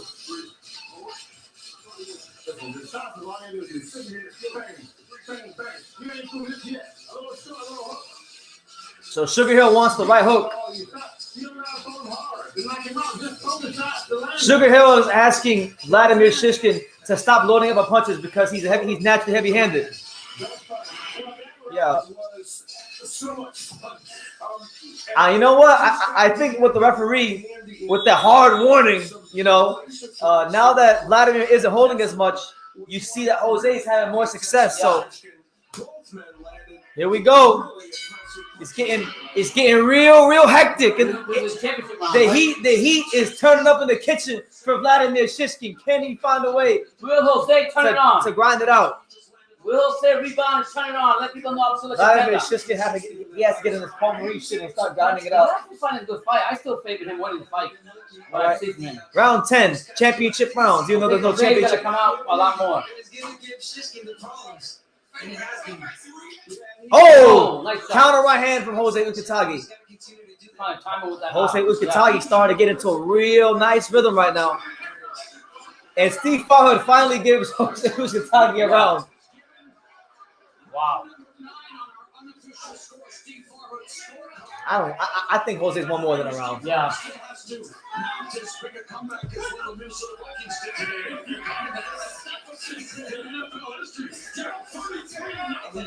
I think this fight is a lot closer than Steve Farhood thinks. I don't know. I still, in my opinion, I like Jose. Oh, nice one, too. I think the counter punch by Shishkin throughout the whole fight, he's throwing the better combination, in my opinion. Fuck Canelo right now. Fuck the son of mine. Because he's the undisputed champion in the weight class they're fighting in. That's why. Oh, there you go. Good right hand over the top there by Vladimir Shishkin. And then an uppercut by Shishkin. Jose Uzcategui trying to get Vladimir off of him. As Vladimir holds, the referee didn't take the point away. I'm waiting for the referee to take that point away. He's going to take it. I want to see some drama, damn it. If it's an obvious hold, he'll take it. Take the point away.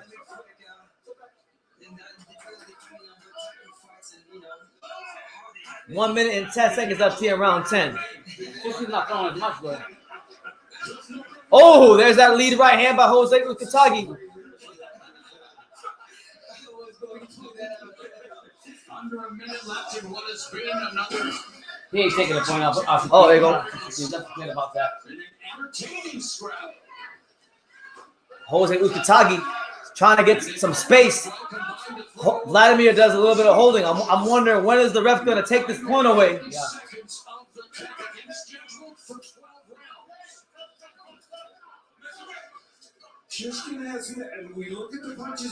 There you go. Vladimir Shishkin holding again, but not long enough.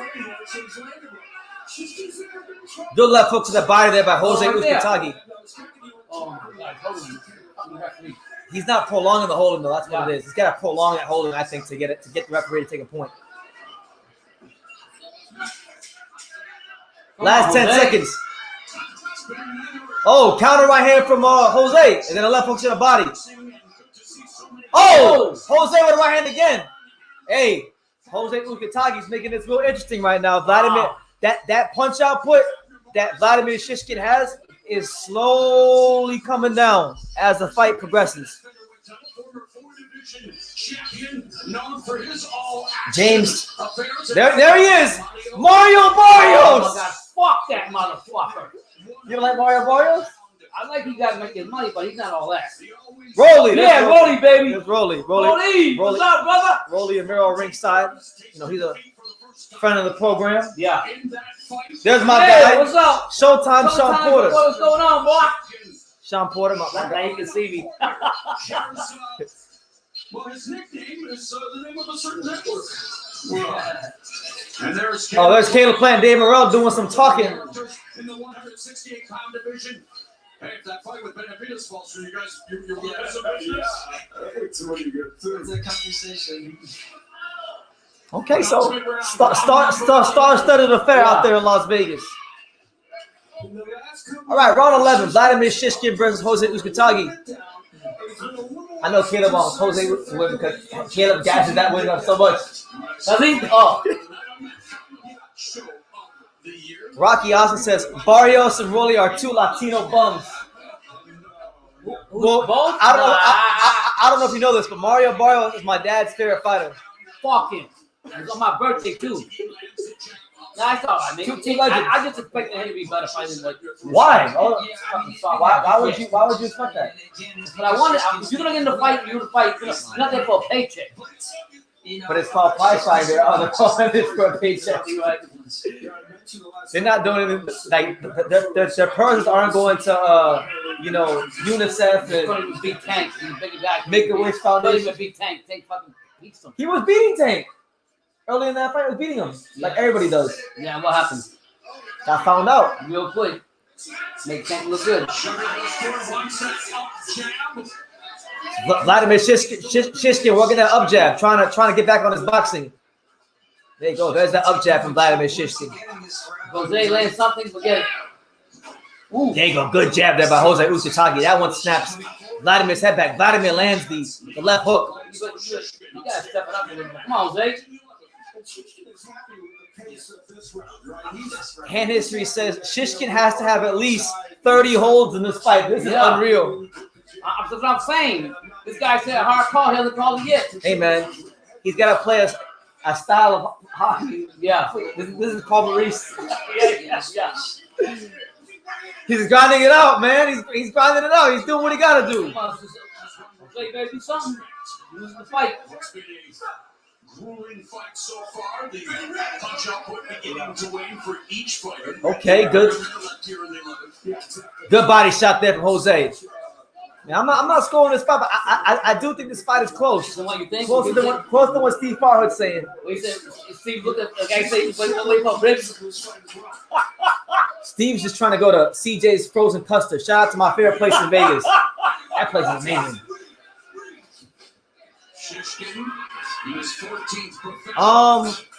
I mean, Derek James and Bill Haney definitely deserve consideration. I would say Bob Santos should win Trainer of the Year. And you could also throw in Shane McGuigan, who hasn't lost a fight at all this year, and he's had more fights than all those guys. Big fights, too.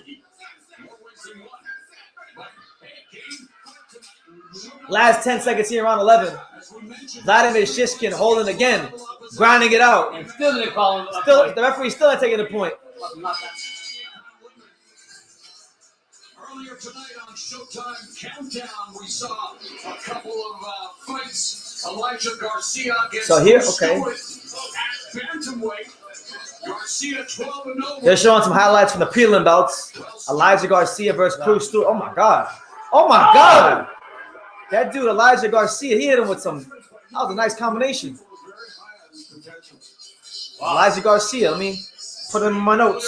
Yeah, might as well. Elijah Garcia improving to 13-0 with 11 knockouts. Then in super lightweight action, Omar Juarez took on Austin Duray. No, it's not. It's not illegal, Mr. Tyrant, but excessively it is. Excessive holding is. I know technically you could say like, oh, it's to the referee's discretion, but it's bullshit. Here we go. Last round. They gotta do something right now. I think Shishkin. Look at this shit. Now he's pushing. Come on, that's fine. From Bolivia, man. That don't mean nothing. There you go. So round 12. The 12th and final round between Vladimir Shishkin and Jose Uzcategui. Steve Farhood has only given Jose Uzcategui 2 rounds. That's ridiculous. Steve Farhood might need these. He might need these. I know he has those, but he might need mine. Yeah. And I'm so glad, so happy that we're getting this Uzcategui tonight. So, we're pressuring Shishkin and really, making Shishkin a better. You gotta fucking go and attack. Fuck you waiting for? I mean, look, Vladimir hasn't exactly lit the world on fire, but he's holding again, and he's just grinding it out. Playing the style. Yeah. Oh, there you go. There's the overhand right from Vladimir Shishkin. Vladimir Shishkin sneaking in that right hand around the guard. Hold on again.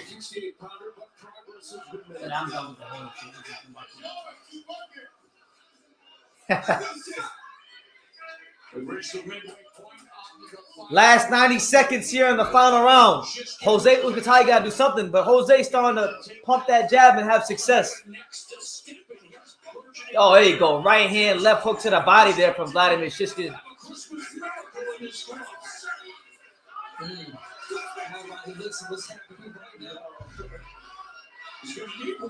Yeah, and Shishkin's sitting down with his punches with his front. He doesn't want to Uzcategui was tired. Jose was tired. And he's doing something. But I think you're right. What's his name? He looks tired too, to be honest. So I mean, this round right here, this guy should the fans of the film. You need to turn it up. Oh, good right hand from Vladimir Shishkin. Both men bleeding from the left eye. Come on, Jose. It's been a tough night at the Make office. it interesting, man. Shout out to Shishkin. Shishkin showcasing why he has never been down as a pro tonight. After all, Uzcategui, we talk about it. Known for his power. Oh, good left hook there by Vladimir Shishkin. And then Shishkin literally pushes Jose Uzcategui off of him, pulling out all the tricks in the book. And I cannot believe the referee did not take a point away. Survive. Grinding it out. Win now, look good later. And there you have it.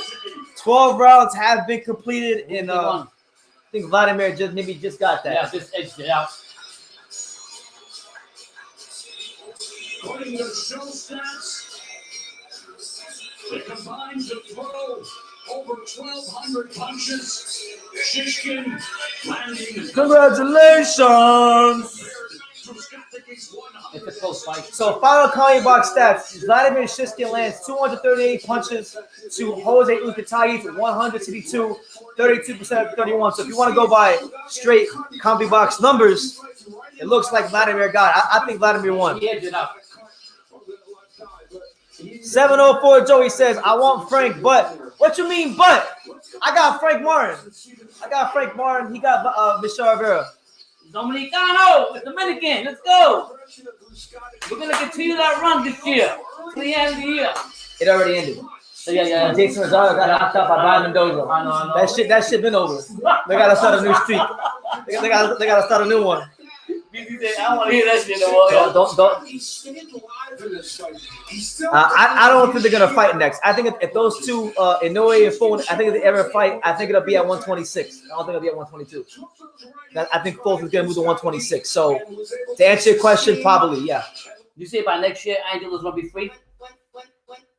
I hope so. Yeah, because he how old is Angelo right now? Angelo Leo? 28. Hey, he's not young, right? 28 is young. 28. He wasted a whole year. He can't waste no more. He didn't waste it. It's not his fault. I know it's not his fault, but I'm saying he's got to go in there and do his thing.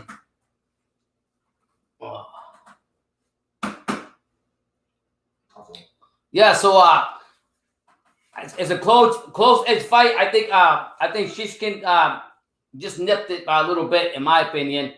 I think Jose should have done more. Could have done more in the last couple rounds. Referee should have definitely taken a point off. That's that catchphrase. He didn't show me more. He didn't show me nothing. Yeah, he showed me nothing. Yeah, he should have worked another in camp. Yeah, and I think that the ref should have taken a point off from Shishkin a long time ago. He didn't do that, so we'll see. But I think Shishkin edged it out. And shout out to Warriors Gym if he gets it, because in boxing, if you got a name and the other guy's coming in, but Sugar Hill was like telling him give good directions and stuff. So we'll find out what the outcome is. Make sure y'all smash that like button. Hit that like button. If you're new to the channel, definitely subscribe. We here. I'm not sure if the main event is next, but y'all better run with Rivera because he's coming. He's coming. He's tall. He's gonna jab and slit. I don't think Martin's got that. He's got power, got Spence behind him, but I don't think he'll do it.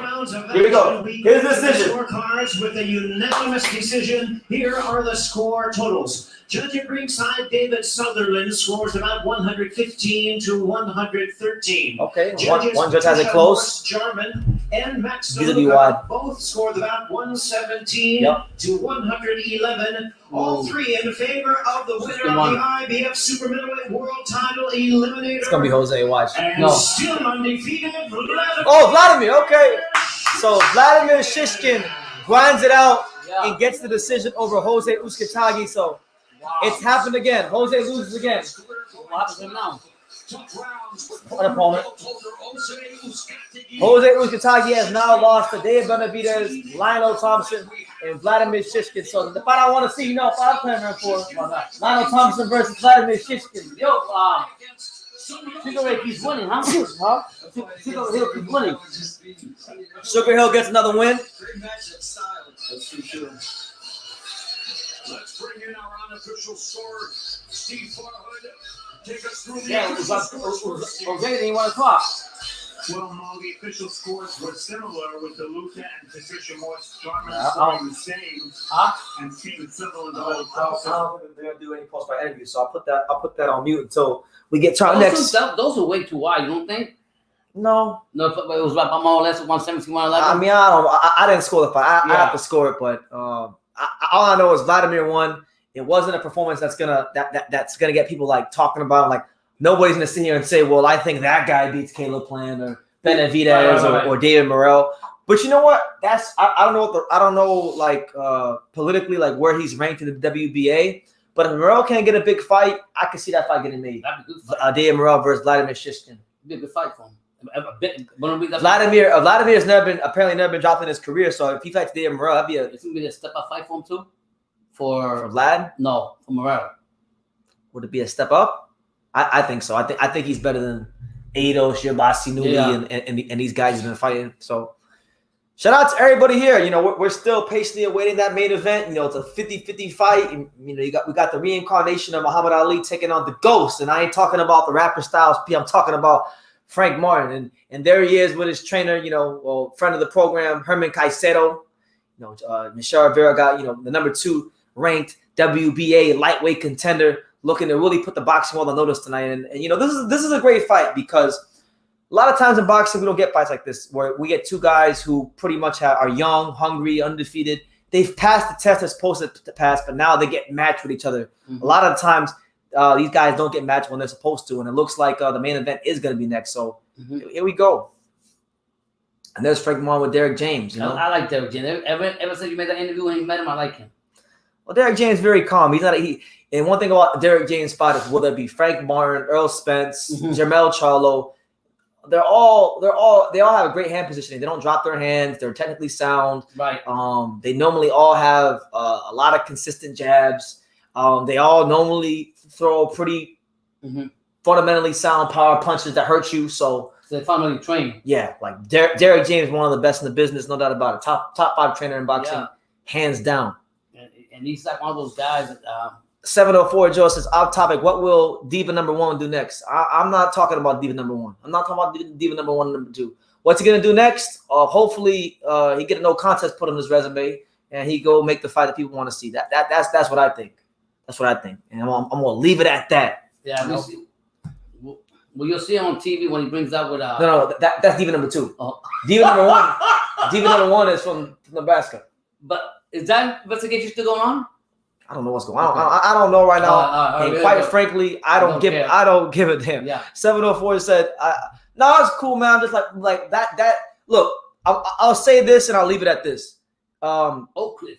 Earl Spence Jr. Did an interview this week with he was there because he's with Frank Martin, and a lot of reporters, most notably my good buddy Sean Tuttle, asked him some questions about fighting Terrence. Is it whose fault is it? And he just said, I don't know. Then when he got asked about fighting Gerard Ennis, he started acting real funny. So yeah, I don't think Earl Spence, like truth be told, I don't think Earl Spence cares about being great, and I don't think Terrence Crawford really cares about being great. Are they talented? Yes. Have they accomplished things? Yes. But I really think they both gotten to a stage where they're comfortable because the boxing game and the boxing industry has allowed them to get comfortable. And I'm gonna leave it at that. Yeah. So they've just has changed. But listen, this is why I get excited for these fights like Frank Martin versus Michel Rivera, because these are guys that are taking on They're both undefeated. They're both. Yeah, look, yeah, same here, same here. I'm looking forward to the fights that are on the schedule. We got this fight tonight, and a couple more fights left this year. So I'm looking forward to the rest of what we have going on in boxing this year. I was more excited for Chris Billum Smith versus Ahmed Jojai because it was happening. Yeah. But hey, get your last minute predictions in. Get your popcorn ready. Frank Martin. Why looking that up right now? Go. Just go talk. I want to take something on. See what he told me. All right, that's like really random, but okay. Let me see what Diva number one is saying on the screen. Earl Spence. They got Earl Spence talking about Frank Martin. Well, that's his promoter. His fucking promoter. You know better, brother. Invest in me. I need to show me how to do something. Tell me when and why to do it. Exploit every angle. You hear. He just know how to break the stuff down and make it make sense to me. Just a shot to the distance that you're at.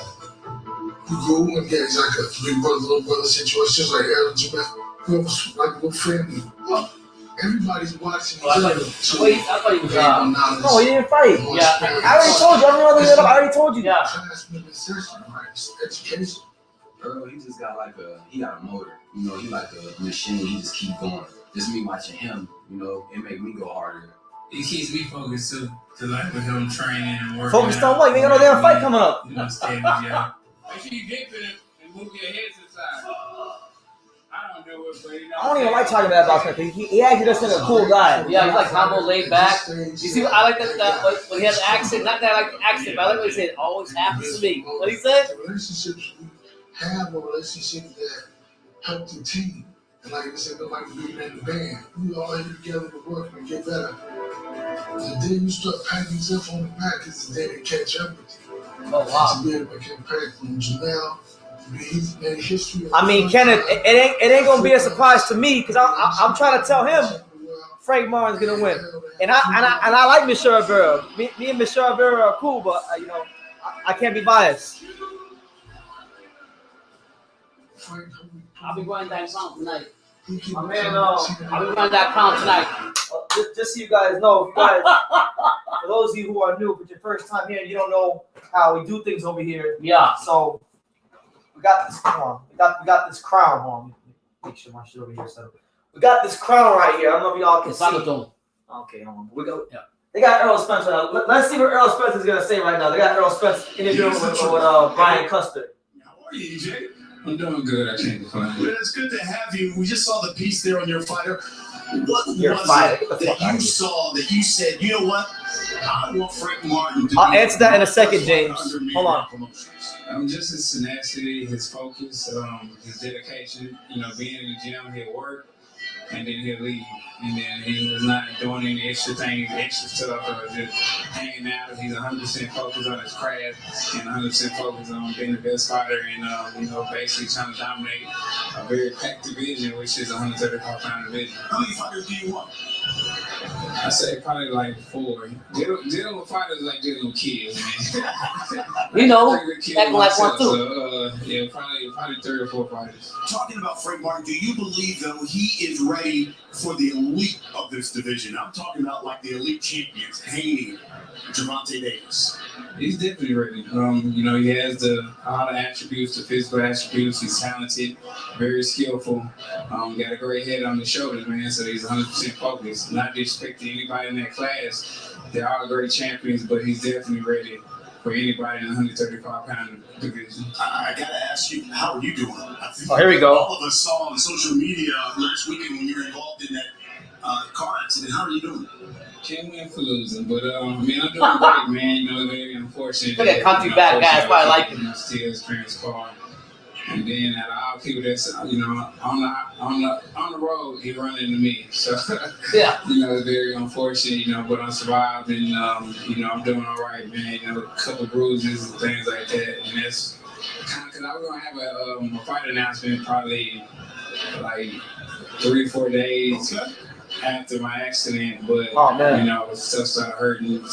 things like that. So we kind of pushed it back and wait on the announcement. Okay, so listen, I'd be remiss if I didn't really ask you your feelings about the Terrence Crawford. Here we go.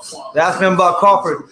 I had Terrence Crawford on the last stand, and I got to tell you, he told me that he did everything he could to make the fight happen. Do you believe that? God damn it. Nah. But man, if he did everything that he could to make the fight happen, the fight would have happened, man. You know what I'm saying? But unfortunately, he did it, you know, and he wouldn't have battled the wrong way if he was just, you know, been on the up and up and just be like, hey, I've been talking to the guys. I'm fighting this guy for $10 million. It's an easy fight. I want to make this money right quick and I'll be right back. You probably let him do it. I'm not even get some money, man. But, you know, the way he went about it and then, you know, trying to blame my side for, you know, messing up the negotiations. You know, I feel like that wasn't right at all. So, but, you know, hopefully, you know, I can spin that block again and, you know, go to negotiations and try to find him because the fight I really want. So, you know, hopefully we can make it happen next year. Okay, if that's the case, then So when do you like want to be back in the ring? Because you just said that you expect to be back in the ring. When will you be back in the ring? When you were texting, you sing his rank was nice. May, June. Very nice. April, May, June. Just gotta, you know, talk to my team, you know, and, you know, hopefully, you know, I'll recover 100%. I'm sure I'll recover 100% because I've been in worse accidents. I've been in worse accidents, but, you know, talk to my team and hopefully we come up with a date that suits both of us and make it happen. What's going to happen in this main event tonight? Fireworks, you know, no knock to Rivera. Rivera is a great fighter, very talented, got a lot of skills. And that's why it's going to be an action-packed fight because you got two young guys who's going to put on the show. You know, they're ready to put on a show. They're both undefeated. He's like laid back, though. He's not breaking, but he's laid back. Put on a great show and great performance, both of them. Is Spence drunk? No, that's his demeanor. No. That's why you talk country like that. 100% focused, you know, how nutritious this camp. It was an Airbnb for the 8 weeks, so, you know, he took no corners, no shortcuts at all. He's 100% ready for this fight, and he's ready to put on a great show and great performance. Before I let you get out of here, I want you to take a look at something. Can you tell me, pound for pound, is this guy that you shared the ring with the best fighting boxing broadcaster you've ever been in the ring with? Now, I need to show that body shot I hit you with.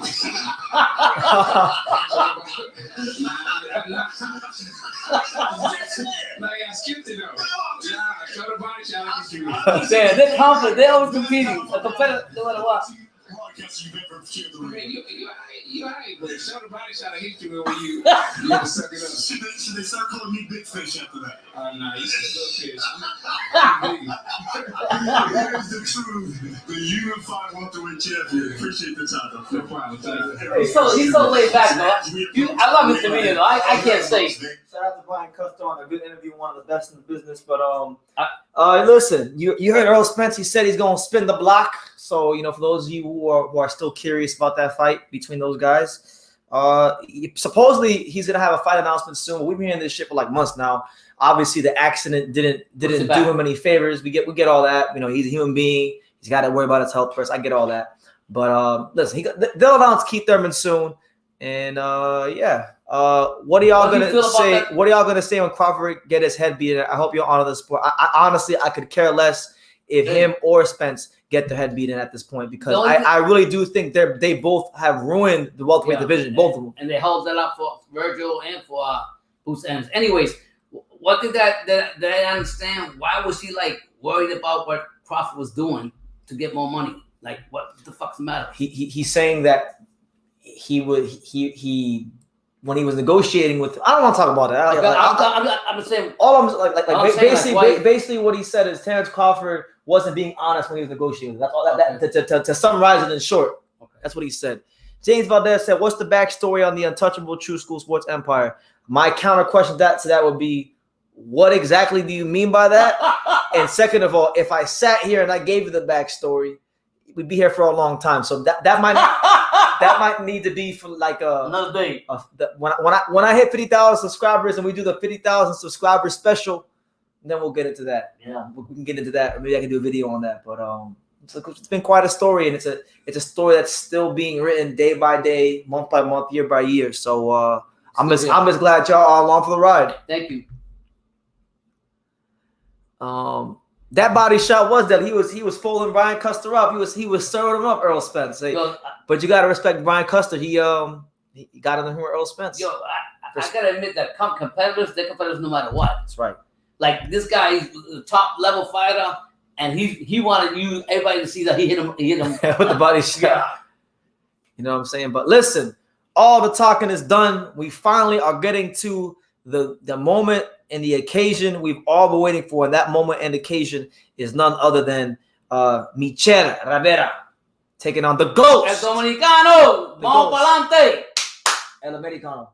El Dominicano, vamos pa'lante, mucho plátano. I'm going with El Americano. I'm going with USA. Yeah. We're going with USA. But anyway, let me put that sound back on. They're coming on. It looks like the introductions are going to start right now. G-Lady Jr.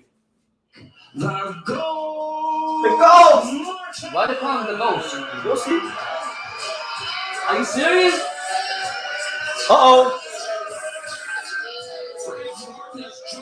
His physical prime. He turns 28 on January 12th. Born in Detroit, moved to Fort Wayne at age 8. Moved to Indianapolis. So Frank Martin, one of the top young fighters in the lightweight division, looking to really put the boxing world on notice tonight as he looks to take the O of Michel Rivera. Explosive, speedy, intelligent.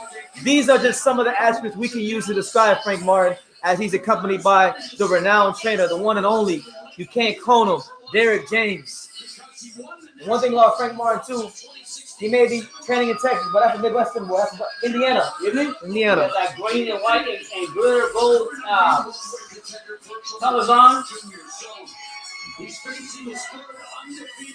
Uh-oh, he got tassels on. Yeah, he fought. You know what that means? He got his opponent. He got tassels on, so you know that means you gotta get a knockout. Trainers in the world, and Derek James, I mean, he's just coming out to Lil Boosie, so yeah, right exactly.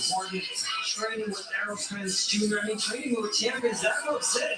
And you know, he takes a lot of knowledge from champions like that. But you gotta love at the end of the day, some mutual respect both fighters have come into this fight. Yeah, and Martin took care of another Dominican fighter. His last fight on short notice, he faced Jackson Mariñez, knocked him down once apiece in the 9th and the 10th before stopping him with 30 seconds to go in their 10-rounder. So, known for his power, Frank Martin with 12 of his 16 wins. All right, so Frank Martin's in the ring now. It won't be too much longer now till the main event gets started. Just so you guys know, me and Pops have different predictions. So when me and him have different predictions before the fight, the winner of this fight gets the crown. Now, the last 2 times we've had the crown, I believe you have it. No, you got I got one. The last 2 were like 1-1 because you had Bibbo. I had Joel.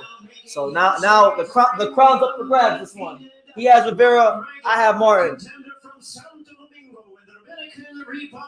Yeah! Be real, that's right. I already know what song he's coming out to. Yeah, every kind of the funk too. Yep. Comes on the best thing song, Rick Ross. Can't play no games with these bitches. They so fucking they fall. Yeah. Is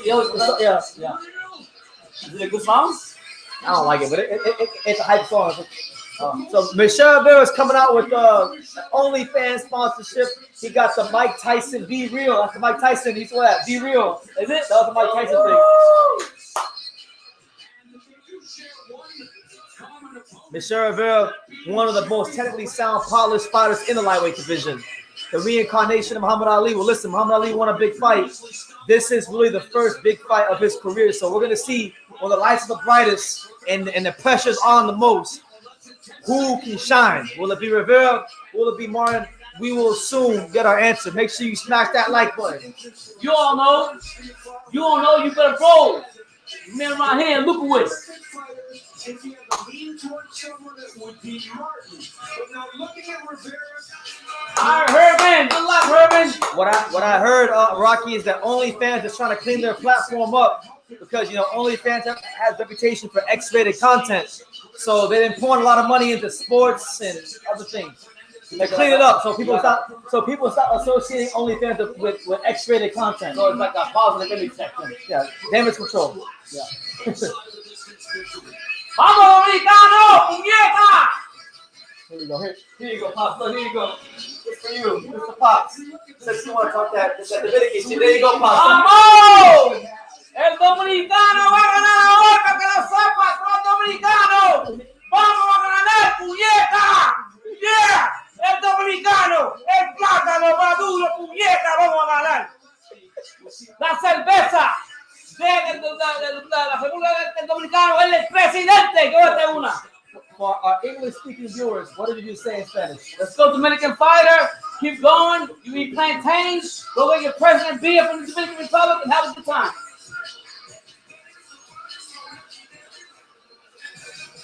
Yeah, we go, baby. So here we go. Here come the introductions. And gentlemen, a very good evening to you, and we welcome you to the Chelsea inside the Cosmopolitan of Las Vegas. All of a sudden, my dad became a Dominican. Showing that Dominican shit. Yeah. And this just goes to show you the truth that my dad never supports the American fighters, ever. They always go get the American fighters. Everybody says something about me now. Sponsored by DraftKings, this bout is sanctioned by the WBA. He didn't even support Joe Smith Jr. He didn't support. Supervisor Kina Malpartida, along with the Nevada State Athletic Commission, the executive director is Jeff Mullen. You got people laughing in the comments right now. That's it, man. That's it. Vamos! Tim Cheatham. Also from Nevada, Dave Moretti. And Jersey, Steve Weisfeld. Presenting a third Ame casero, oye, seré. after the introductions, introducing Kenny Bayless. All right, fans, here I almost regret giving you that thing now, because you like. boxing in a battle of undefeated rising stars for the WBA lightweight world title eliminator. And now, ladies and gentlemen in attendance, and boxing. Yup, Kenny Bayless is referee. It's about to go down. Get your predictions in. I got Frank Martin, TKO9. Pops has the Michel Rivera UD. Give you guys predictions down below. Introducing you first on my left, fighting out of the red corner, wearing white trunks with gold and turquoise trim. He is fighting out of Dallas, Texas, by way of Indianapolis, Indiana. He weighed in at 134 3/4 Dallas, we ain't heard. He is undefeated in his campaign in the ring with a record of 16 wins, no losses. One thing really comes to the singles, I believe he hit a lot before, like the last couple fights. Yeah. Undefeated southpaw and world-ranked lightweight contender, introducing Frank. 2020. Yeah. When he stopped Jerry Perez, who was 13-0 and was a rising prospect. He stopped him in 7. So he was actually not the favorite, obviously. No, he was underdog in that fight. Yeah. Blue corner, wearing white trunks with black trim. He is fighting Florida by way of Sun. South Florida, stand up! Hey, Let's go! South Florida, come on. He also is undefeated in his campaign with a record of 24 wins, no losses, 14 wins. My man Dexter says Michel Rivera looks more like Felix Trinidad than he does Muhammad Ali. Yeah, he looks like he can do whatever he wants, but he wouldn't fight. I can see that happening, Major Key. A controversial stoppage by Kenny Bayless. Oh my gosh, that's true. Here we go. So here come the fighters facing off. Let's see this face off right here before the fight actually starts. Oh, Frank Martin put in focus. Michel Rivera got that killer look in his eyes. Keep the fight clean at all times. And what I say, you must be right. Good luck to both of you. Touch them up. Touch them up. Veteran referee Kenny Bayless, 30 years of pro experience, working his 838th. They said Bayless don't like inside fighters. So, hey, if that holds true in this fight, are you serious? That favors Michel Rivera. If that holds true. Martin's at a huge disadvantage. I'm telling you, if Kenny Bayless is himself, that favors Martin. Rivera, I should say. So here we go, round 1. Michel Rivera versus Frank Martin. Both of them in the white trunks. Good left hand already by Frank Martin. Undefeated versus undefeated. Michel Rivera looking to establish that long, rangy jab.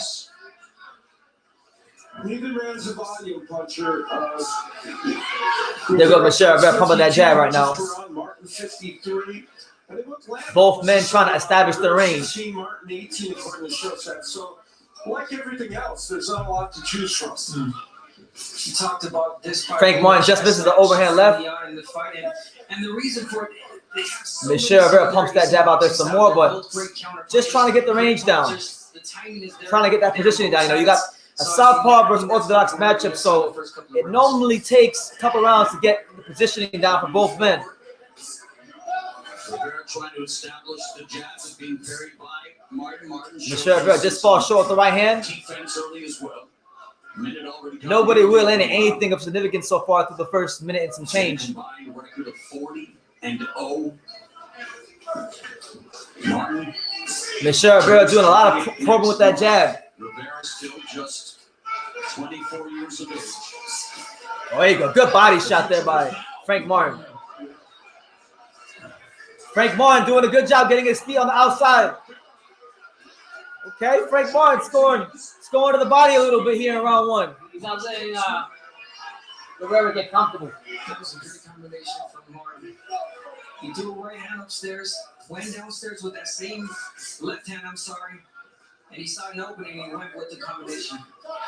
You know, Martin is a completely good offensive fighter, but he's only minute and 6 seconds left. Been a bit of a feel-out round, but mind you, that of course was against opposition not on the level. Michel Rivera got to get his feet to the outside of his foot. Yeah. Career, he can fight at every range. Also has a good variety of punches, good endurance, and that long range, that jab. Good jab on Rivera to keep Martin at bay. Advantage of that 3-inch reach advantage over Martin. Rivera, the more active guy, but hasn't landed a whole lot so far here in round one. Frank Martin starting to frame and probe with that jab a little bit himself. 30 seconds left here in round one.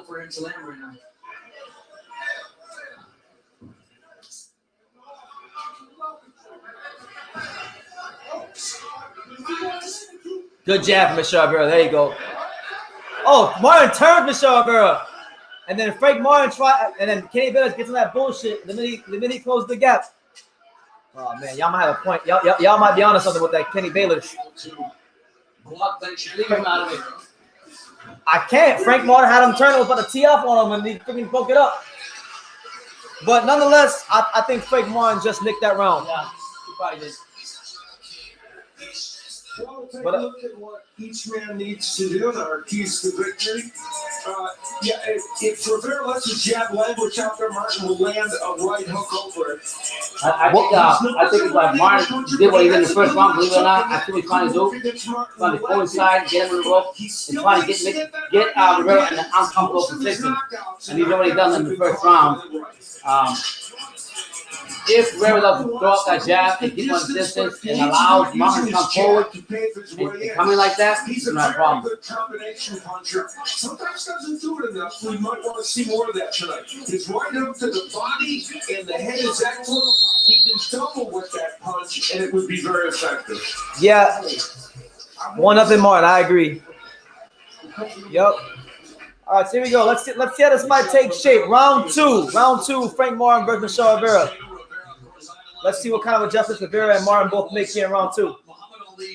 Trainer Angelo Sandi's assistant from 1994 to 2001. There you go. Good left hand by Frank Martin. Michel Rivera doing a good job keeping them elbows nice and tight on the inside. Frank Martin trying to impose his strength, and Kenny Bayless immediately breaks that shit up. Fighting the inside and Martin taking advantage of those moments, working the body.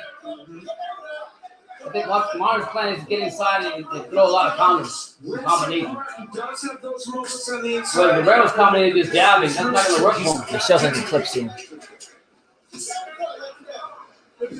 Michel Rivera still trying to get that foot on the outside of Martin's lead foot. So far, it hasn't happened a whole lot. Would like to see the uppercut become a part of Martin's repertoire here. There you go. Good jab from Michel. Frank Martin doing a very good job of holding his ground, and then he turns Michel Rivera. And Kenny Bayless. Yeah, I think he's not letting. Left hand to the body there from Frank Martin. Yeah, he's not letting Rivera stay. Woo! He's not making. Left hand to the body up top. Frank Martin. Yeah, he's not letting Rivera get comfortable. Uh-oh. Frank Martin serving him up right now. He needs to make up. He needs to get that jab and go in there. Rivera's got to step it up because Martin right now is making it uncomfortable for him. He's not letting him stay comfortable. That's gonna be a problem. And Frank Martin digs that left hand to the body again.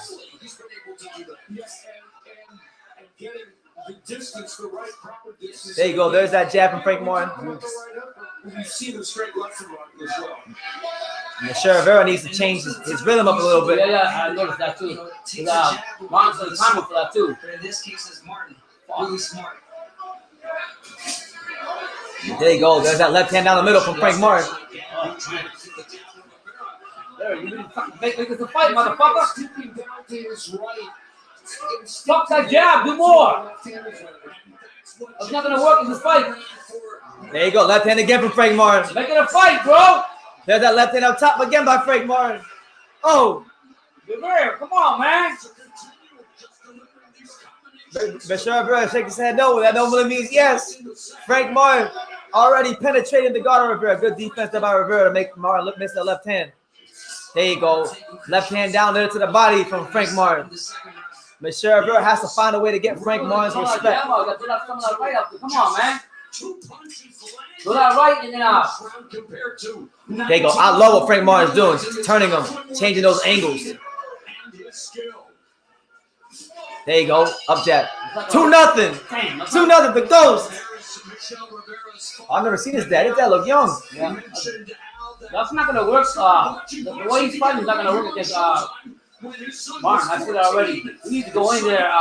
He's jabbing, right? He's trying to keep jabbing, but that's all he's doing.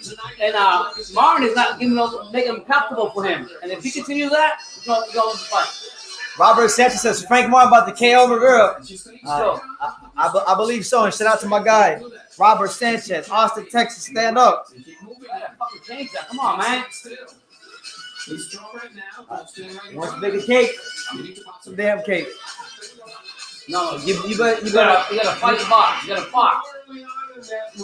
Martin came out the box and fight. You said counter, look. Counter left hand. Look at that counter left hand.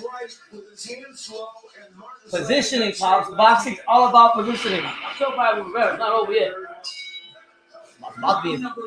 If you don't start getting that foot on the outside, it's gonna be over in the next 2 rounds. No. You gotta throw that right. There you go. Good. Leave that.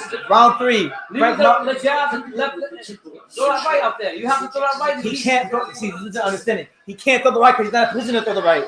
Now, Rivera is known to be a great counter puncher, but he is not going to be able to do that against Martin. Martin is too fast, just too quick with his feet. Good feint there from Frank Martin. Michel Rivera touches him downstairs. Oh, uppercut to the body from Frank Martin.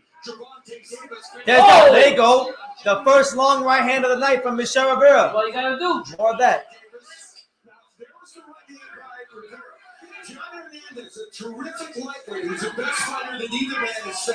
There you go. Good feint there. Michel Rivera starting to feint. There's that jab.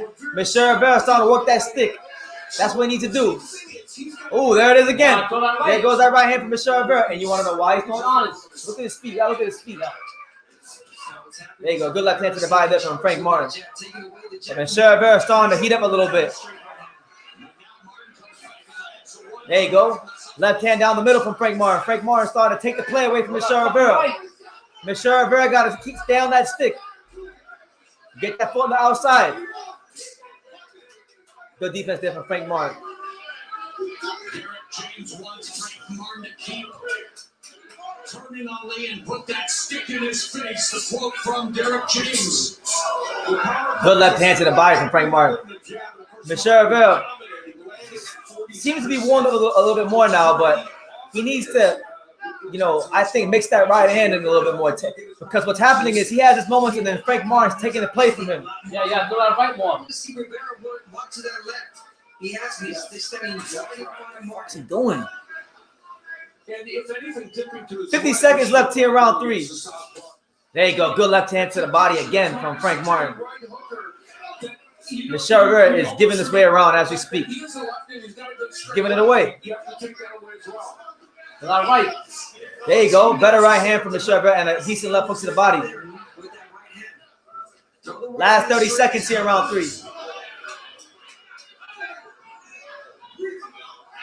The same rhythm you gotta change that. Anybody can time that. You ain't been watching. I can tell you that's gonna be his problem this fight. There's a punch that Frank Martin hasn't even thrown yet. He's gonna pull it out around the 7th round.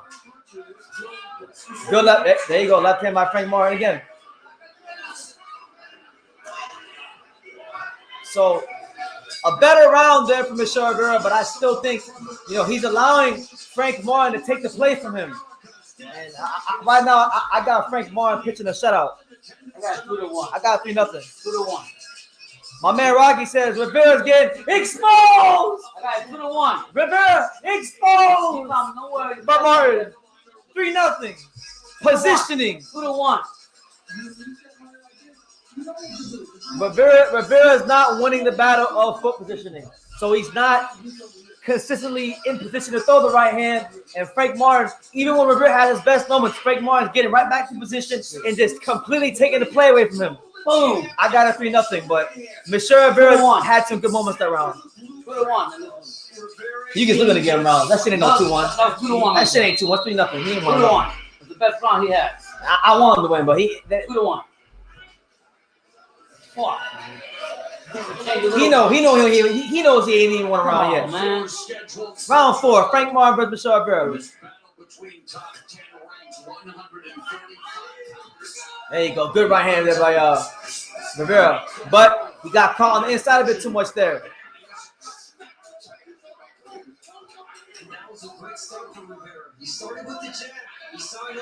Good feint there from Rivera. Rivera trying to feint and get Martin to bite, and then he sets with a nice little right hand pot shot to the body.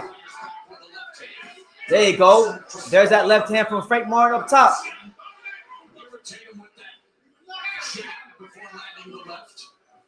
Good feint. I like what Michel Rivera is doing here early in round with the feints, and then the feet get tangled and Michel Rivera falls down, but no knockdown there. No knockdown. There was no punches landed.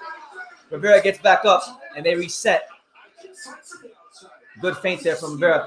There you go. There's that counter right hand from Michel Rivera. Oh, Frank Martin said, "Hey, you ain't doing nothing."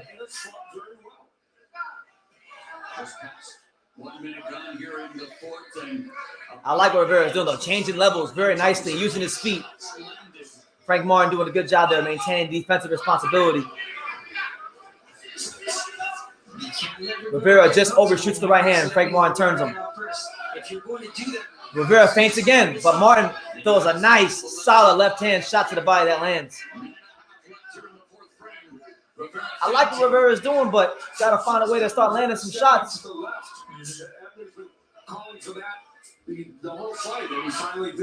going to tell you right now, around round 7, Frank is in the throw. Sweeping left hook and fucking put this dude in his ass.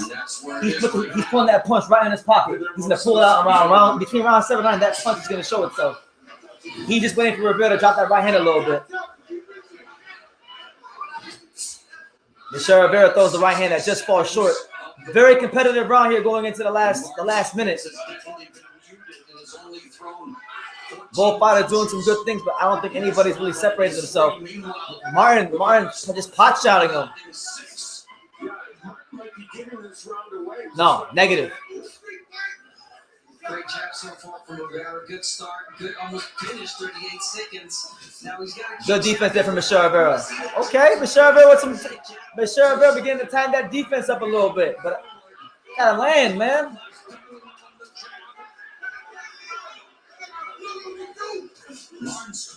There you go. Good left hand to the body. Frank Martin finding a nice home for that body. The left hand to the body. Oh, nice right hand to the body from Michel Rivera. Oh.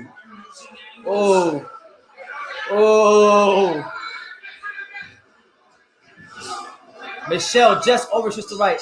Got 2-2. Close round that round. I thought Michel Rivera just did enough to win that round. Just barely won that round.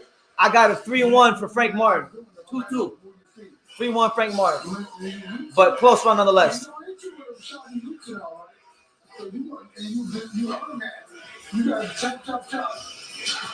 You got to chop, chop, chop. Whatever that means. You got to chop, chop, chop. We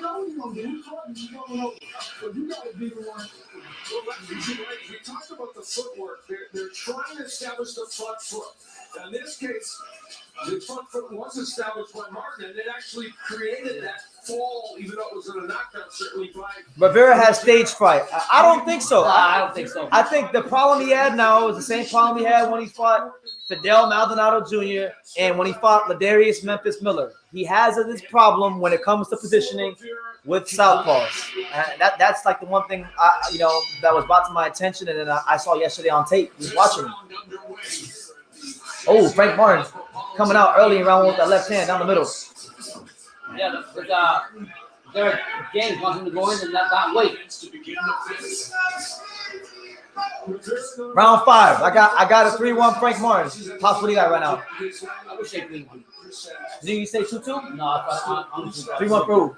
For Martin. Okay, so we both got 3-1. There you go. There's that jab from Frank Martin out the southpaw stance. There you go. Better right hand there from Michel Rivera.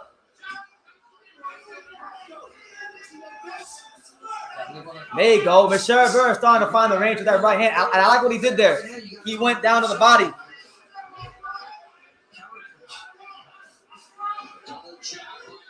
Uh-oh, Frank Martin's making a bit of a mistake. He's not stepping with that jab, and he's mid-range. He better be careful. No, he didn't double jab. He flicked the jab and didn't step, and he was in range to get hit. He do that shit again, Rivera gonna catch him. He do that shit again, and Michel Rivera gonna catch him. He better. Derek James better tell him. There you go. Good right hand, but Michel Rivera starting to capitalize a little bit on some of these technical mistakes Frank Martin's making.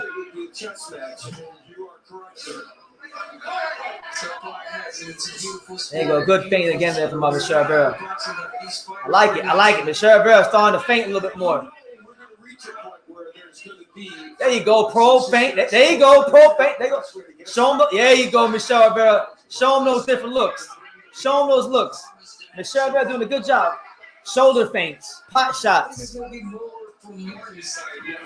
There you go. Frank Martin drops that left hand down to the body again. Last minute here, round 5.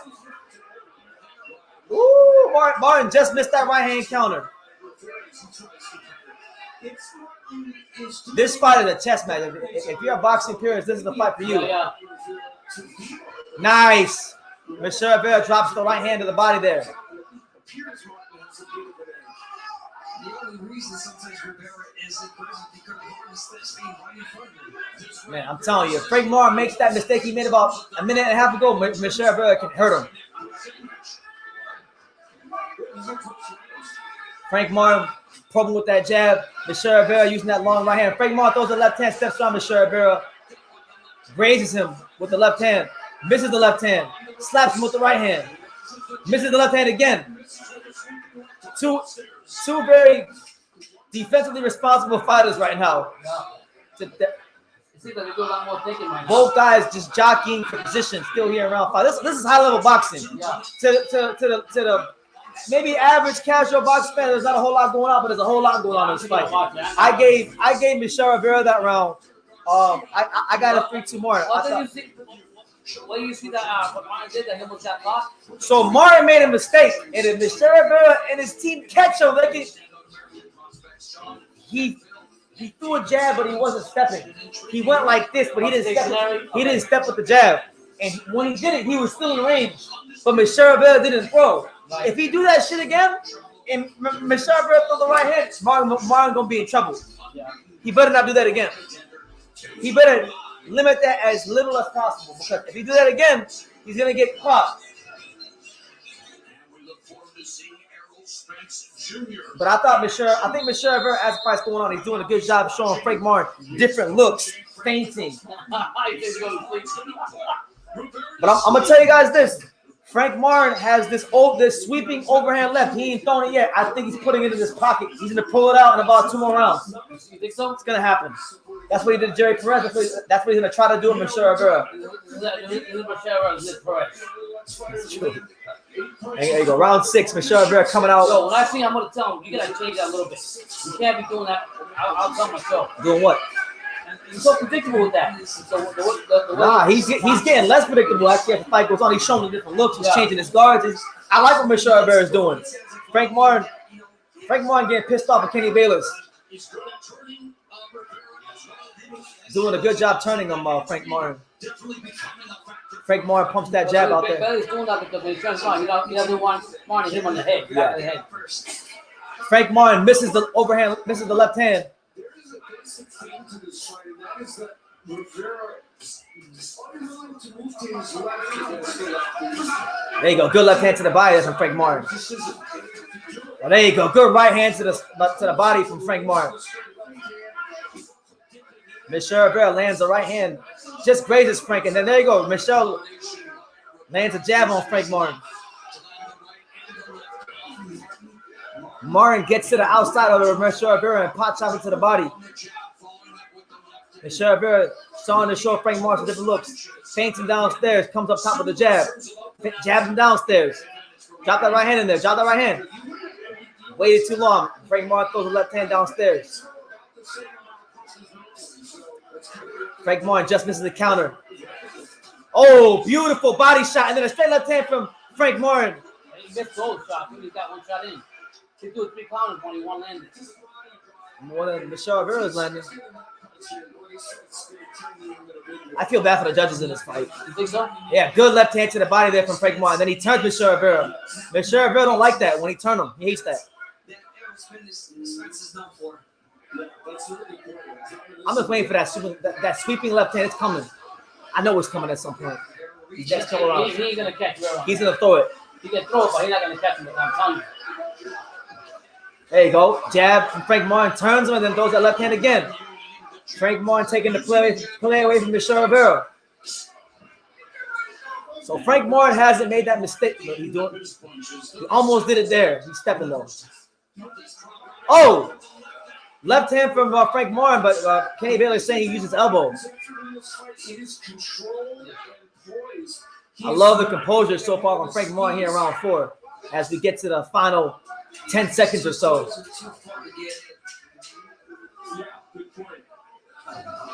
There you go. Good left hand. That turn, that little turn he's doing on Michel Rivera is causing him some problems. And Michel Rivera, he's going back to that bullshit he was on early in the fight. He did a great job last round, showing him different looks, keeping him off balance. But now he's I got a 4-2. 4-2 Frank Martin. A sweeping left hand is like Yeah, when you go like you're gonna throw you kind of like throw like you're gonna throw a left hand and you change that shit at the last second. That's what Frank Martin's gonna do. He's gonna go like this and bang right around the guard. That's just, sometimes these next couple rounds that punch is coming. Michel better not get hit with it. The straight left has been such an effective weapon for him, and it's created that little nick underneath the right eye. I'm waiting for it. That was the punch. For those that don't know, when he fought Jerry Perez, that was the punch that Frank Martin dropped him with. It was a left hand. He threw a jab. He went to go like he was gonna go throw a straight left hand, and he turned it into a left hook the last second and got him out of there. It was like a sweeping left hook. So he ain't thrown that kind of punch yet, but as he throws it and lands, Michel Rivera is gonna sit down. No doubt about it. So round 7, a very key round in this fight for both men. Frank Martin gets that left hand to the body, getting that lead foot leverage. Let's see what Steve Farhood has it. Here's Steve Farhood's unofficial scorecard. He's got it 5 rounds to 1 for Frank Martin. So he actually has it wider than I do.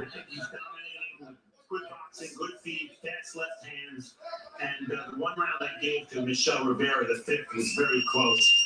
So Frank Martin doing a good job turning him, being very smart. Good, solid jab by Frank Martin. Double jab, left hand to the body. Woo! Up jab, straight left hand from Frank Martin. Michel Rivera getting very disappointed right now.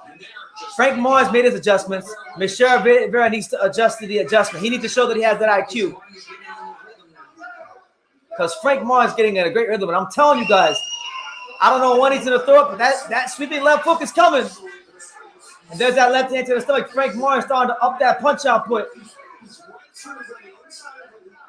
Yep.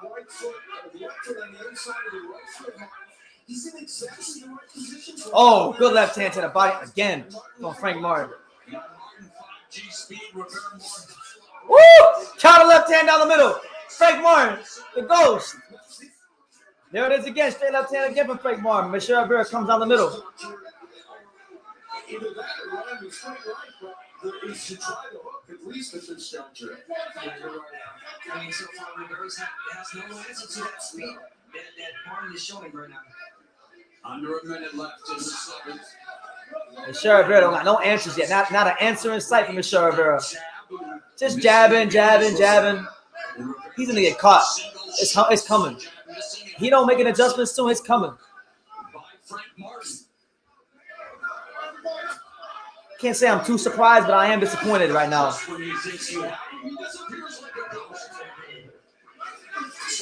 Good right hand to the body there. Oh! And there it is! A knockdown from Frank Martin off a right hook. Michel Rivera is down here in round 7. Michel Rivera is down in round 7. And it looks like defeat is settling in on the face of Michel Rivera. Unbelievable.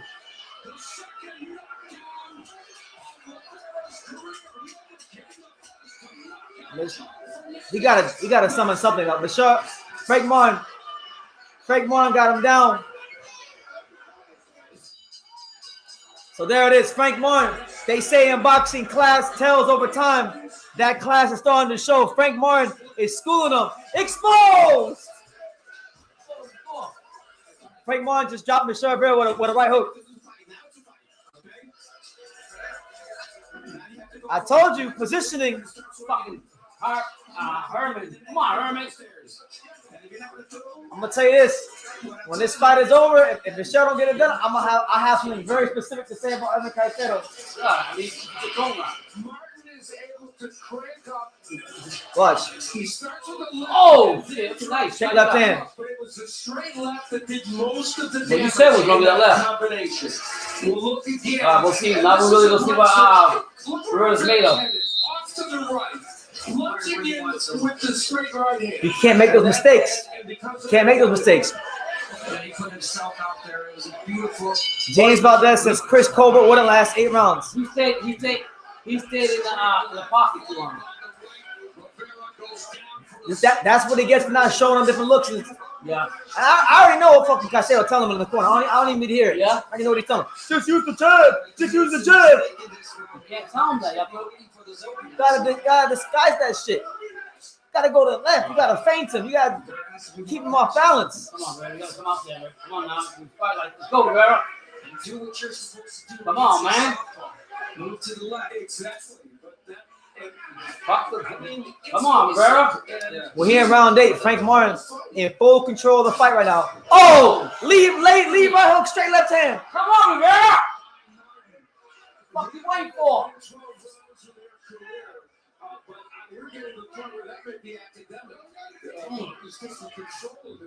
Come on. There you go. Good jab there from Frank Martin. Woo! Left hand to the body there from the Ghost. Give this guy confidence. Fuck. The ghost face killer of boxing, Frank Martin, in the building. Michel Rivera also straight. And look, I said this when I was on the And Still podcast. I said Michel Rivera has, even when he wins his fights, he's always showing that lack of having extra gear. And if he's ever going to show it, he's going to need to show it in this fight. Well, guess what? It's 8 rounds, and that extra gear ain't anywhere in sight. Yeah, I mean, nowhere in sight. You gotta get that from his heart, and you gotta pull it out. Let's go. It's not about his heart. Come on. You need to knock out something, bro. You need something. I don't know what the fuck Herman told you. I do. Fucking Herman. There you go. Jab downstairs. Oh, counter right hand. Left hand up top, left hand downstairs to Frank Martin. Oh my God, Frank's just picking him. He's picking him, sticking him. He's just doing whatever he wants with Michel Rivera. Tight defense from the Ghost. Oh, turns him. Oh my God. Let's go, Rivera. That's one of the things in this fight that could be lost in the Fuck all that. Let's go, man. Let's stop doing that right. Positioning matters. Foot positioning means everything in boxing. You can't do anything. Doing. Michel Rivera right now. Come on, man. And the thing about Michel Rivera too, you know he's a good boxer and he's got respectable power.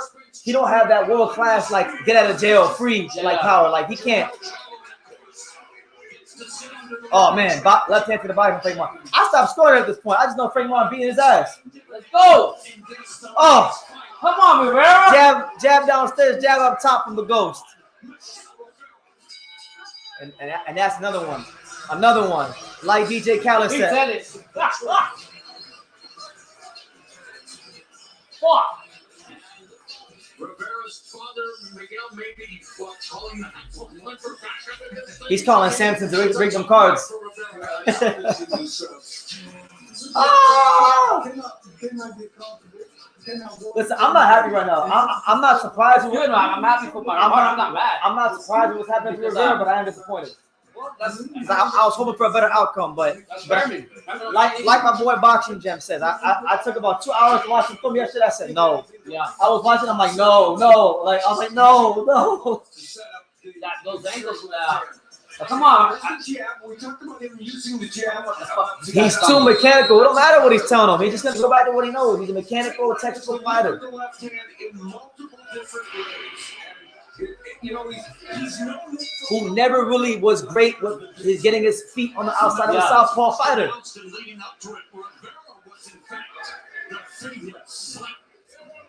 This is like Herman's prize fighter too. It's like the best guy he has. He fucked up. Or like the guy that he cares the most about. Yeah, but he's supposed to do something. What he gets for not It's what he gets for overlooking my boy Eric Landis Jr. Yeah. All right, so round 9, Frank Martin versus Michel Rivera. Michel Rivera beats Muhammad Ali. He needs to make an adjustment. Michel Rivera is starting to square up a little bit. I don't like that. That's gonna get him caught.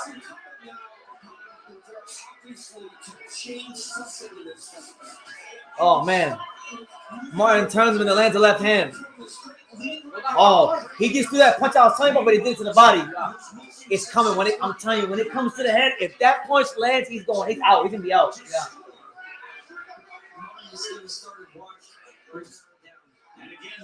Frank Martin doing a good job keeping Michel Rivera disguising, changing his guards, showing him different looks, stepping to his right, making Michel Rivera have to reset. Beautifully, just well executed game plan from Frank Martin. Derek James had this boy ready.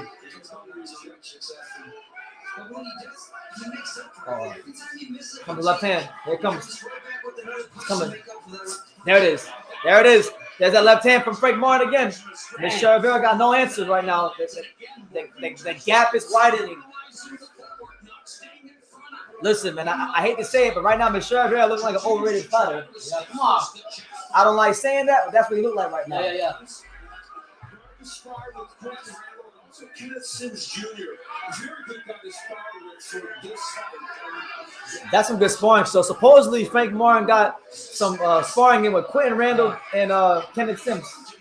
Good work. Good guys to spar with. Prepare for the style. Jerry Krause in front both these men say Martin would win. How about this? He said his footwork is better. Yeah. That's what I said.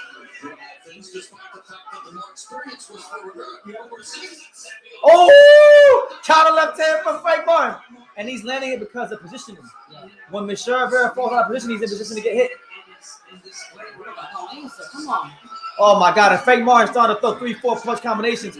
Michel Rivera got to sit down on something and get his respect. Because at this point, it's getting to a point where Frank Martin don't even respect what's coming back at him, and he's gonna start throwing some laser guy that misses to get this dude up out of here. So I'm not gonna get my exact prediction right, but you know, 'cause I had Frank Martin in the 9th round, but I thought the knockout's coming out soon. It's coming soon. Another round with Frank Martin. James Valdez says Frank Martin needs to call out Rolly. Okay, open your legs. Let's go. Keep your hands down. Tell me. Let's go then. He looks defeated. You have to knock him out. Knock him out. Go for it. Go nice and intelligent after the jab. Nice and strong. Yo, we can't win. Don't let him keep going downstairs. Well, why don't you tell him to get his foot on the outside?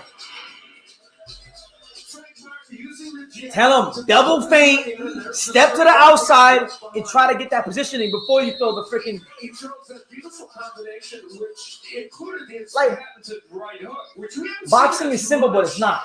It's simple if you know what to talk about. Like, if you know what instructions to give it, it becomes simpler. Herman's been doing this for a long time. What that mean?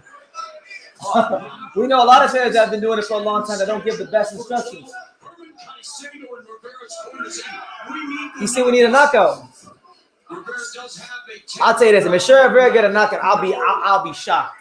I'll be absolutely shocked. He ain't gonna knock out this fight. No way. The way Martin's got the fight in his hand, he just controlling the range. This is Frank Martin's fight to lose at this point. Yeah. It's not a crazy thing. That shouldn't impact Frank Martin in a negative way, you know, in terms of hanging out to what he looks like he's built to. Frank Martin's just waiting for that left-hand counter. Frank Martin throws that left hand and it slips to his left. Frank Martin's kind of like, he's kind of like, in a way, he does what Pacquiao does. Pacquiao used to throw that left and always go to that right every time. And Frank Martin has that same sort of like trait. Counter left hand from Frank Martin. Left hand to the body there from the Ghost. The Ghost is doing his thing over and over again. And watching the performance of Frank Martin is the thing that has made this fight fascinating. It's just been so super. Michel Rivera, a good boxer, fundamentally sound, but too mechanical. Too mechanical. Not enough creativity. But you also gotta give Martin credit, absolutely, for doing the opposite, doing the right. So far, so good. So far, Derek James has dissected Rivera down to a T. Yeah.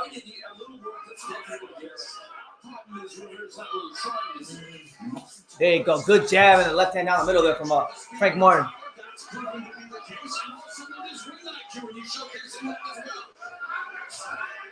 Okay. Good jab there from Michel Rivera. Frank Martin's not getting hit with anything. Frank Martin about to go to the club after this fight. At this juncture, I was telling him one of the things that could work. He's trying to use a jab and said, you got to come with the right hand after. You can't come with the right hand if you're not in position. Under a minute now remaining in the 10th. There you go. There's the right hand from Michel Rivera. Oh, but there's that right hook from the Ghost, Frank Martin.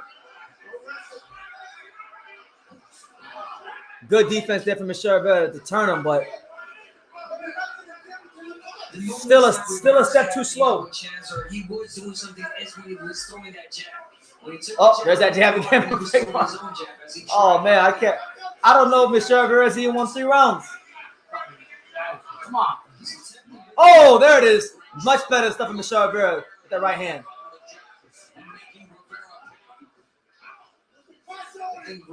Man, I'm waiting for that over. Man, please pull that punch out. I want to see if it lands. To the head. Sweep your left hook to the head, Frank. Come on. There's that. Yep, there's that left hand. He has it. He threw it to the body once around 7. Yeah. I'm waiting for him to pull it out to the head. Martin's defense. And a lot of it, look, he slips again. Rivera has no identity outside of being a lookalike. Yeah. To get away from the right hand of Rivera. And, you know, that's just. This is sad to watch, man. No, it's a great performance. You know, Rivera. Listen, Rivera is a good fighter. He'll beat a lot of lightweights. It's just that Frank Martin ain't one of them. I wanted Rivera to win. He's a South Florida guy, but after watching about an hour and a half of tape yesterday, I'm like, man, Frank Martin got this in the bag. Got it in the bag. I thought maybe Rivera with his reach and his educated jab would make Frank Martin be able to reset. but that has been the case. He's been a step too slow the whole fight. Big fight. This is a big win for him. James Valdez says Floyd Schofield is better than Frank Martin. We'll see. Floyd Schofield is still a prospect, but maybe that's a fight for the future. Giving out instructions, and Frank Martin and Michel Rivera entering uncharted. All right, so round 11, Frank Martin versus Michel Rivera. Rivera landed a couple decent right hands that last round. He needs to do a lot more of that if he wants to pull a rabbit out the hat.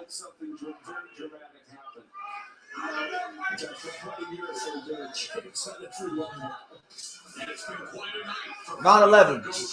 Michel Rivera just misses the left hook. There you go. There you go. Left hand to the body there from the Ghost, Frank Martin. Frank Martin probes that jab. There you go. There's that left hand to the body again by Rivera.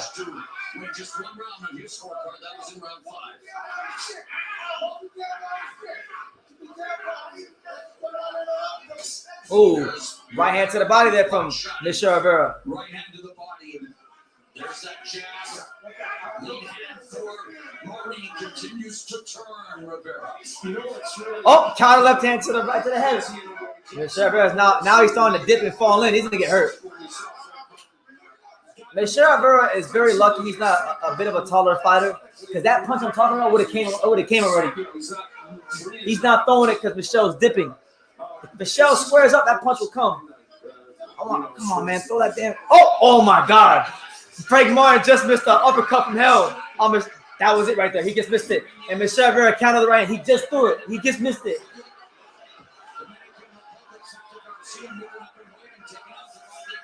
There you go. Good left hand to the body there from the Ghost.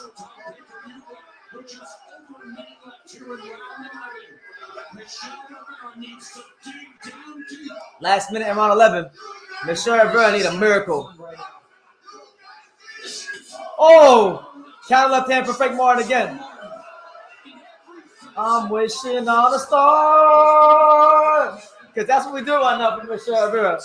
I'm wishing on a star. Frank Martin outclasses Muhammad Ali right now. After this fight, Michel Rivera needs to go ball.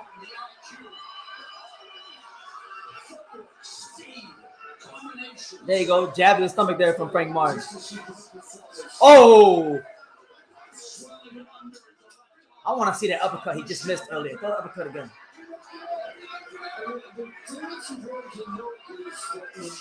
There you go. Good jab there from Frank Martin. Last 10 seconds. Michel Rivera on his way to taking an L. The first L of his career is just moments away from Muhammad Ali. The reincarnation. I mean 2-0. I mean 2-0. Is that good? Yeah. I don't know fucking 2-0. What is it? Like 20 something, like 18-0. I see the wrong number. I'm sorry. Keep the hands up. Keep your hands up. Hey, it's all positioning. Michel Rivera is fighting this way. He's fighting the way he fights every fight this fight. And I've been saying this for a long time, even when he was winning. You can go back and you can check my post-fight review video from the Matias Romero fight last year when I was at the fight. I said it was a good win, but he needs to show the extra gear. He never had the extra gear, and he's fighting a guy who's quick, who's athletic, who's smart, who's agile, who can punch, who is a southpaw, and he's not good at getting positioning against southpaws. Consolation prize.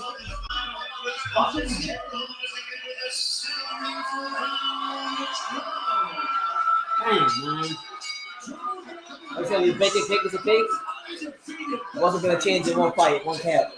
So round 12, Michel Rivera needs a miracle.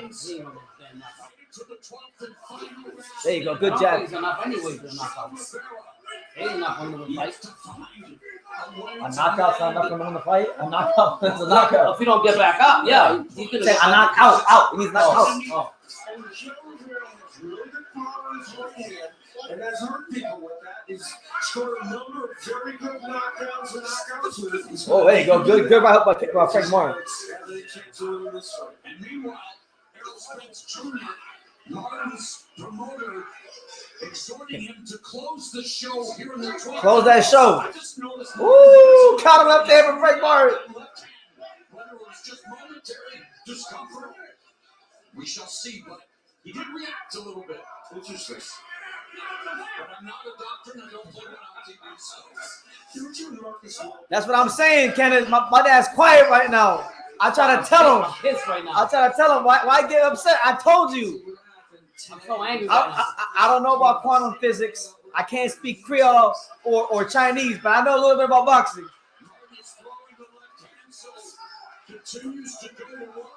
I mean, shut up the Martin. I'm just like, come on, Rivera. But I'm not gonna lie. Even though I picked Frank Martin to win, I'm still disappointed in Michel Rivera. I thought he was. I thought. When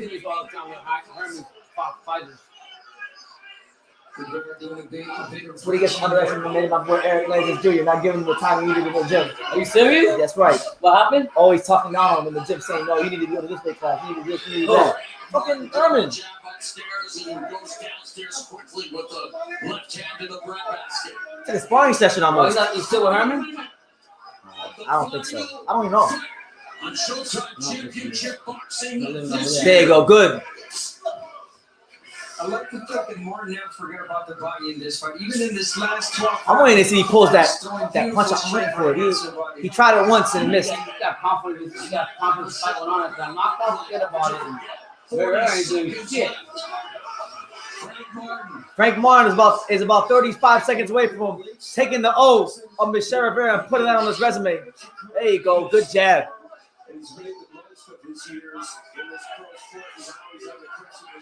Oh, man. Michel Rivera squaring up a little bit. Last 20 seconds here in round 12. Beautiful, beautiful fight from Frank Martin, man. Great game plan. Last 10 seconds. I don't think a miracle's coming. I don't think it is. And there it is. Now you see him. Now you don't. The ghost. The ghost. The ghost. I said it for a long time. Michel Rivera is a fundamentally sound fighter, but very mechanical. And he needed to show execute his fight. He needed to get his foot on the outside of Frank Martin. He didn't do it, and he got outclassed because of it. Mr. Tyrant says Derek James looks disappointed. He might have lost the bet on a KO. You think so? Congratulations, man. He showed out Dominican. Unfortunately, I got it wrong. I'm taking it right all the time. Statistic that just screams out at us. I mean, I think his angles is what caused Rivera didn't have no answer to Martin's angles. So congratulations to him. 31% of his power punches normally lands 45%. This man made that happen. And we'll look at the numbers and you see. Oh, here it comes. Exposed! That's right. Exposed. Ali exposed by the ghost. Yes, sir. Hey, shout out to you, man. Shout out to you, Kenneth. I enjoyed you being here, too. Yeah, man. Thanks for being here. Whatever the case may be, in terms of Rivera getting school, this is what boxing should be. If only this could be Virgil versus Ennis. Yes, sir. Hey, man, I love this fight, though. These guys put it on the line and did what they had to do. Thank you, Ben. I mean, I'm happy for Martin. Can't take nothing away from him. He did what my son said he was going to do, and then some. We thought the right hook might be his main weapon, but it wasn't. There is a good right hook to the body. He was serving him up. Over. Continually on display. Martin wanted the knockout early, but didn't realize he didn't need it. What did he say? Pop quiet little brother? Exposed. Well, no, we gotta wait because this is boxing. You never know. No, he wanted to fight. We gotta wait. Remember, Samson, Michel Rivera, you gotta wait. Yeah, man. To the jab, through good combinations as well, and Michel Rivera, who, as we said, a world-class. Hyro says exposed. I picked because he's a good fighter. I pick fighters that are good, not where they are from. That's not true, Hyro. You pick against Dominican fighters all the time, and you literally told me. It's all good. You got Brandon was right. Everybody was right. Yeah. Position was everything. I wanted Michel to win, and I like him, but. You know, I didn't see it. I like every game. After I spent time watching some fights, I said, "Oh my!" I was saying it yesterday. I looked at the guy. I said, "Man, you've been telling me this before. I didn't want to listen. Nah, I was iffy about it before. Yesterday, when I sat down, it was like it stood out like a sore thumb. For Michel Rivera, Major Key said, I gotta admit, you were right about the positioning call before the fight started. Yeah, you know. The thing is, even in the fights Michel Rivera won, like last year when he fought the Argentinian, I just saw a lot of the same things, and he was getting away with it because he's such a good fighter with the jab. But you know, Martin's a higher level, brings more to the table than a lot of the guys he's fought. And you know, let's see if the judges saw what we saw. So somebody won. Let's see. So stupid. Somebody won. Already scores about 117 to 110. He's happy. Steve Weisfeld sees it 118 to 109. And Tim Cheatham scores the action 120 to 107. All three in favor of the winner of this WBA lightweight world title eliminator. And still undefeated, Frank. And there it is. Frank Martin takes the O of Michel Rivera. Yes, sir. UD. Guess he ain't fighting Tank. Continues his streak as an undefeated fighter, dealing Michel Rivera his first loss as a professional. Abner, nothing to pick up. Harold said the Cubans from the End Still podcast got it wrong. Not competitive. Love it. I mean, listen, yesterday when I did my film study, I said, oh no. I said, oh no. Great effort by Frank Martin and Mauro Ronaldo. We'll talk to him now. Mauro? Here's Frank Martin. Thank you very much, Al. And for everyone in attendance tonight, let's hear it for both these young guns willing to put their O's on the line. That's right. Showcasing their wares. And for Frank Martin, my man, you just entered your prime. You turn 28 next year in January. And tonight, you comprehensively outclassed a fellow undefeated fighter, both ranked in the top 10 at 135 pounds. How do you feel about your performance tonight, and why did you make it look so easy? That's just what I do. But I felt good tonight. There was some things that I seen in there that I didn't capitalize off, like certain opportunities. But we went in there and got the job done, and we got the W. Talk about the relationship you have with Derek James throughout the night, in between rounds, giving you incredible instruction, and not only giving you the right instructions, but you were able to then carry out those instructions. And what you've been able to accomplish now in Dallas under the tutelage of unified welterweight champion Errol Spence Jr. with Man Down Promotions. I guess it's true what they say, iron sharpens iron. That's right. Well, in the corner, Derek was just telling me to, stay on the outside, work the game plan, look out for the right hand, because that was the main shot he was trying to land. So look out for that right hand, use my legs. Could have did it a lot more, but what we did tonight, it worked for us. But it's a lot of room for improvement for us to get better, and we're gonna keep working. I want to take you back to round 7 when you became just the second fighter to knock down Rivera. So take a look and take us through this replay, Frank. Boom! Jeez. Hey, that's right there. Protect yourself at all times. Like we say, we believe in man down. He got caught slipping. He went down. Why did you agree to take a fight of this magnitude so early in your career, where many young fighters will take those soft touches, build the resume, and even maybe secure a trinket before looking for the bigger fights? You were willing to put it all on the line tonight. Why? I just believe in myself. I believe in myself. I believe in my team. We know we're doing outside of the gym. When we in the gym, we working consistently. Outside of the gym, I'm doing my own work. So we believed in it, and we just believe that we're ready for any of the top fighters. So, give them to us. Let us get them. We're ready to eat. How important is it for you to be in the gym with the unified welterweight champion Errol Spence Jr. and the first undisputed 154-pound champion in Jermell Charlo? It's a blessing. They keep me going. I'm always watching, looking at Errol, looking at some of the things and the shots that he throw in the bag when he's sparring. I'm always asking questions. I'm always looking to get better. So having them around me and just seeing them, champions on top, I'm getting them a game from them. You passed the biggest test of your career with flying colors. It's an embarrassment of riches in the lightweight division. I know you want to celebrate this win and enjoy it, but any talk of what you want to do next? Can you shed some light on who you want to call out next? Honestly, if I take them all, we want them all. Wow. We want them all. Call the names, please. So we can get Javante. There you go. We can get Devin Haney. We can get any of those type of guys. We ready. You know, I see Rolly in here. Woo! Oh my God, we can get him in. Let's go. Let's make it happen, man. Ladies and gentlemen, a sublime performance tonight. Like what you said? I like it. I like it, man. Yeah.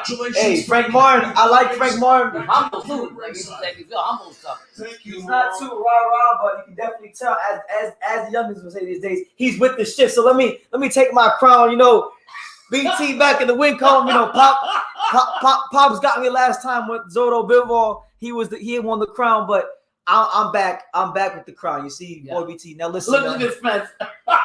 listen, man. Listen, let's talk, man. Let's talk. Let's talk. Did you see people in the fight? People talking about it? Imagine if you called rolling other people out. Yeah, James Valdez said that. He said, "See, I told you." Yeah. Shout out to my man Rafael Calvo, Rick's Righteous. He says Rivera was not ready for this kind of fight. Frank did some great work. I don't think that's true. I disagree with that because I don't think, to be honest with you, I don't think Michel Rivera fought any differently this fight than he fought in any of his other fights. The only difference was the attributes that the opponent brought to the table. And I was saying it before the live. I was like back and forth in this fight until yesterday. Yeah. I was like as 50-50 as humanly possible until I took 2 hours. I took 2 hours yesterday. I watched 2 Michel Rivera fights. I watched 2 Frank Martin fights, and I said, this is going to be bad. I actually said, this is going to be bad. I'm actually surprised Frank didn't get him out of there. But I mean, he probably, like you listen, said, he had a lot of holes. You never know. Say it and, you never know what's going to happen until you get these guys in a big fight. When the lights came on, Frank Martin performed, so his stock has went up. And listen, he called them names. You heard what he said. He said he won Tank. He said he won Devin. He said he won Rolly. Look. No, he's laid back. Though. So, I mean, say what we want about Spence, but he's a country boy laid back. Oh, okay. Raul Cordio got the knockout. That's what he should be doing against a faded Brad Solomon. I thought Michel Rivera's skills were better than they are. Listen, I said it when I was on the End Still podcast. I said, look, Michel Rivera does have skills, and I still stand by what I said. I still you said it over there? He does have. No, when I was there, I was more of unsure. When I was over there, I was more like unsure. Right. I hadn't done my film study yet. I was just going off of what I've seen. Yeah. But I said, look, his biggest problem in this fight is going to be the fact that he don't fucking. He's very mechanical with his jab. He over and over again, he don't really change his pace up. Yeah. And then when I watched the tape, because like the film don't lie, like when I watched the film against Southpaw, I said, oh no. I said, oh no. And, you know, listen, he's a South Florida guy. Obviously, would have liked to see him win, but I can't let my emotions blind me. He got to go ahead and go back to the thing in toolbox and get better. That's all. And I think one of the biggest things, like you said, the foot positioning, he never had total control of that, and that's what caused him to fight. That's why when he missed, Frank was always in position to counter, that's why he couldn't get his jab established, and he never got a rhythm in the fight.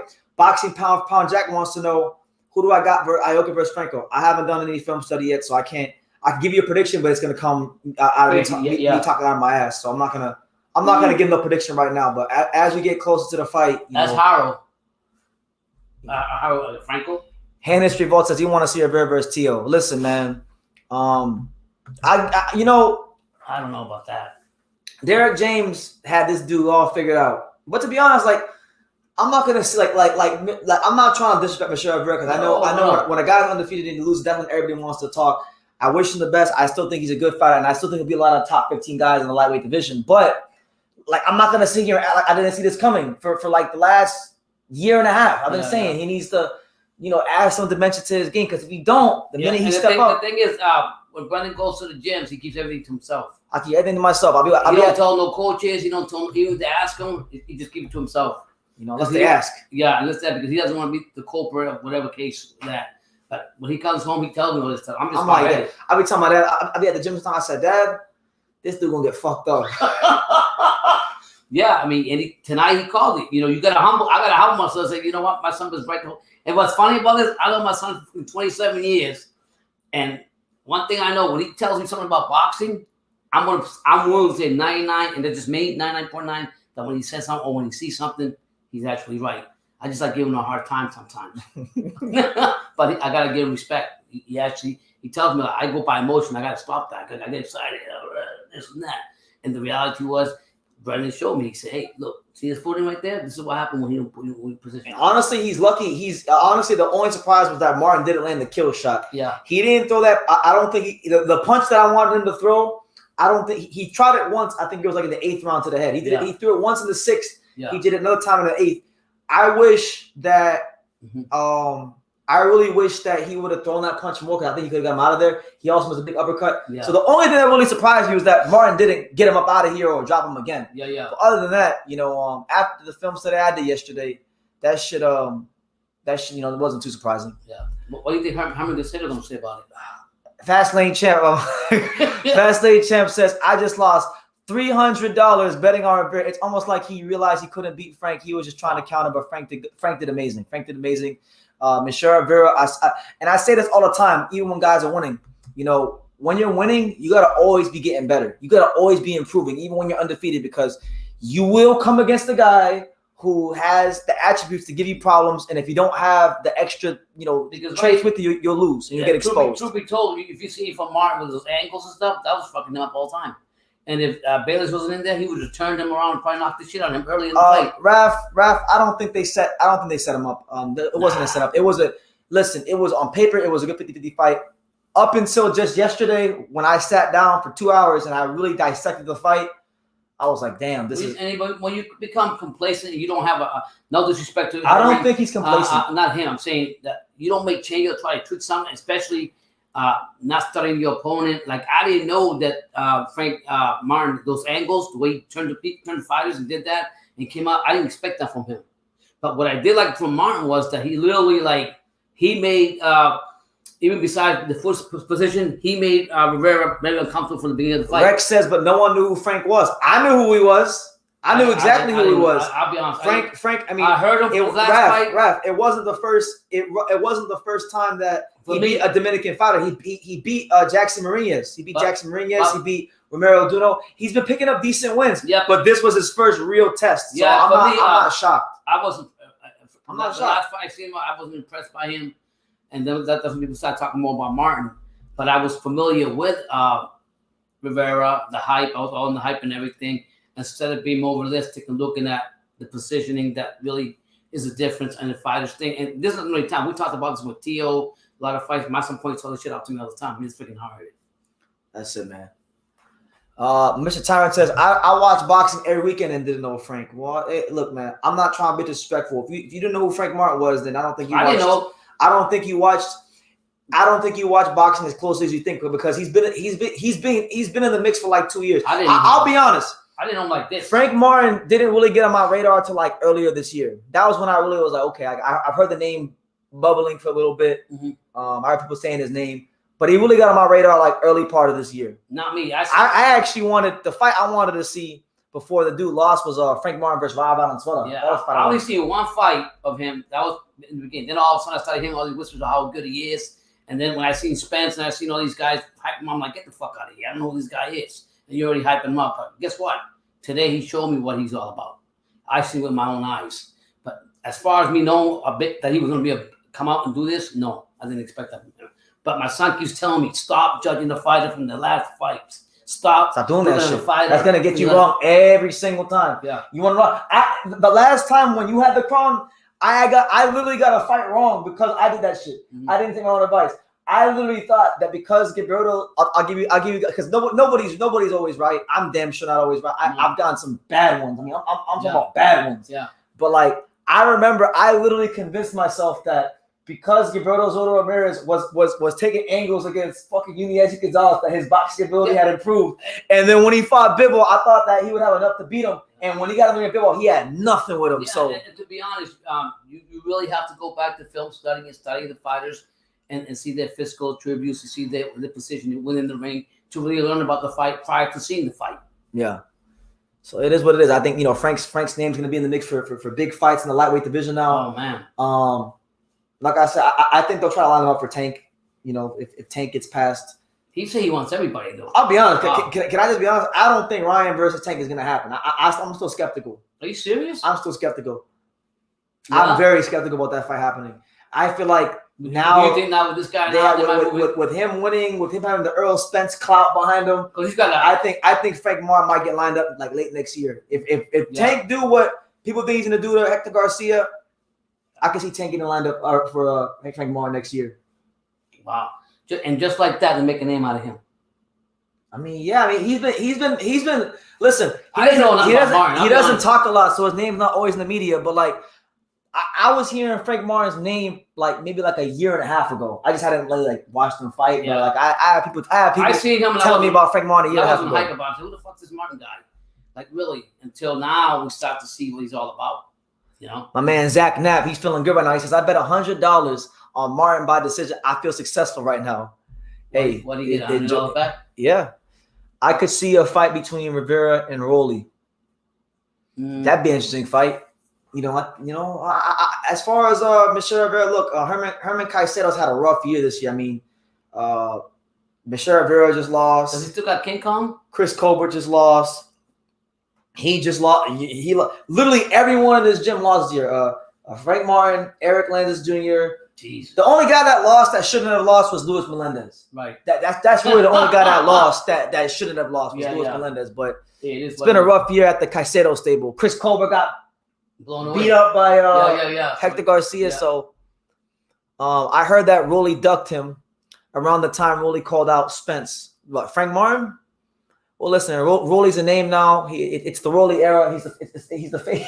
He's the face. I think at that time, like you got a lot of people saying we really didn't know who Martin was. I knew who he was. And in his case, he probably didn't know who the fuck Martin was. So no Rolly. He's like, I'm gonna who is he? Well, like let's just be real. He was looking for let's be honest. He wants the big fights. Let's just be real. Frank Martin just sounds like a generic name. Like, who the fuck is Frank Martin? Like if you don't know if you don't follow about like, who's Frank Martin? But shit, I bet you know who Frank Martin is now. He was ringside. I bet you know him now. Hey, I like Spence Country. I like how he is. He through the fight he went like this, and a couple rounds out, he put him to sleep. And I got a knockdown. Yeah. Martin is slicker than I thought. Rivera had no answer for Martin's movement. Kept throwing a lazy jab and kept his weight on his front foot. But he's always done that. Like my thing is, he's been doing that. It's just nobody cared because he was winning. Well, you know. Yeah. Well, now you got he got exposed when a more athletic fighter, that had more angles and went inside. Rivera, listen, I'm not riding off Michel. I'm not riding off Michel Rivera. I'm not one of these guys that like a guy loses a fight and he's shit. No, he's not. But clearly he needs to work on some things. His dad came out with chopping. He still has one of the best jabs at 135. Now it's about you take the strength of Michel Rivera and you ask yourself the question: how can we maximize these strengths? What did we not do in this fight that we could have did? And you go to the gym and you work on those things and you get ready for the next fight. Full position, because you gotta work on that. I'll tell him that. I'll text it to him. I don't give him one. Listen. I didn't hear that in the corner.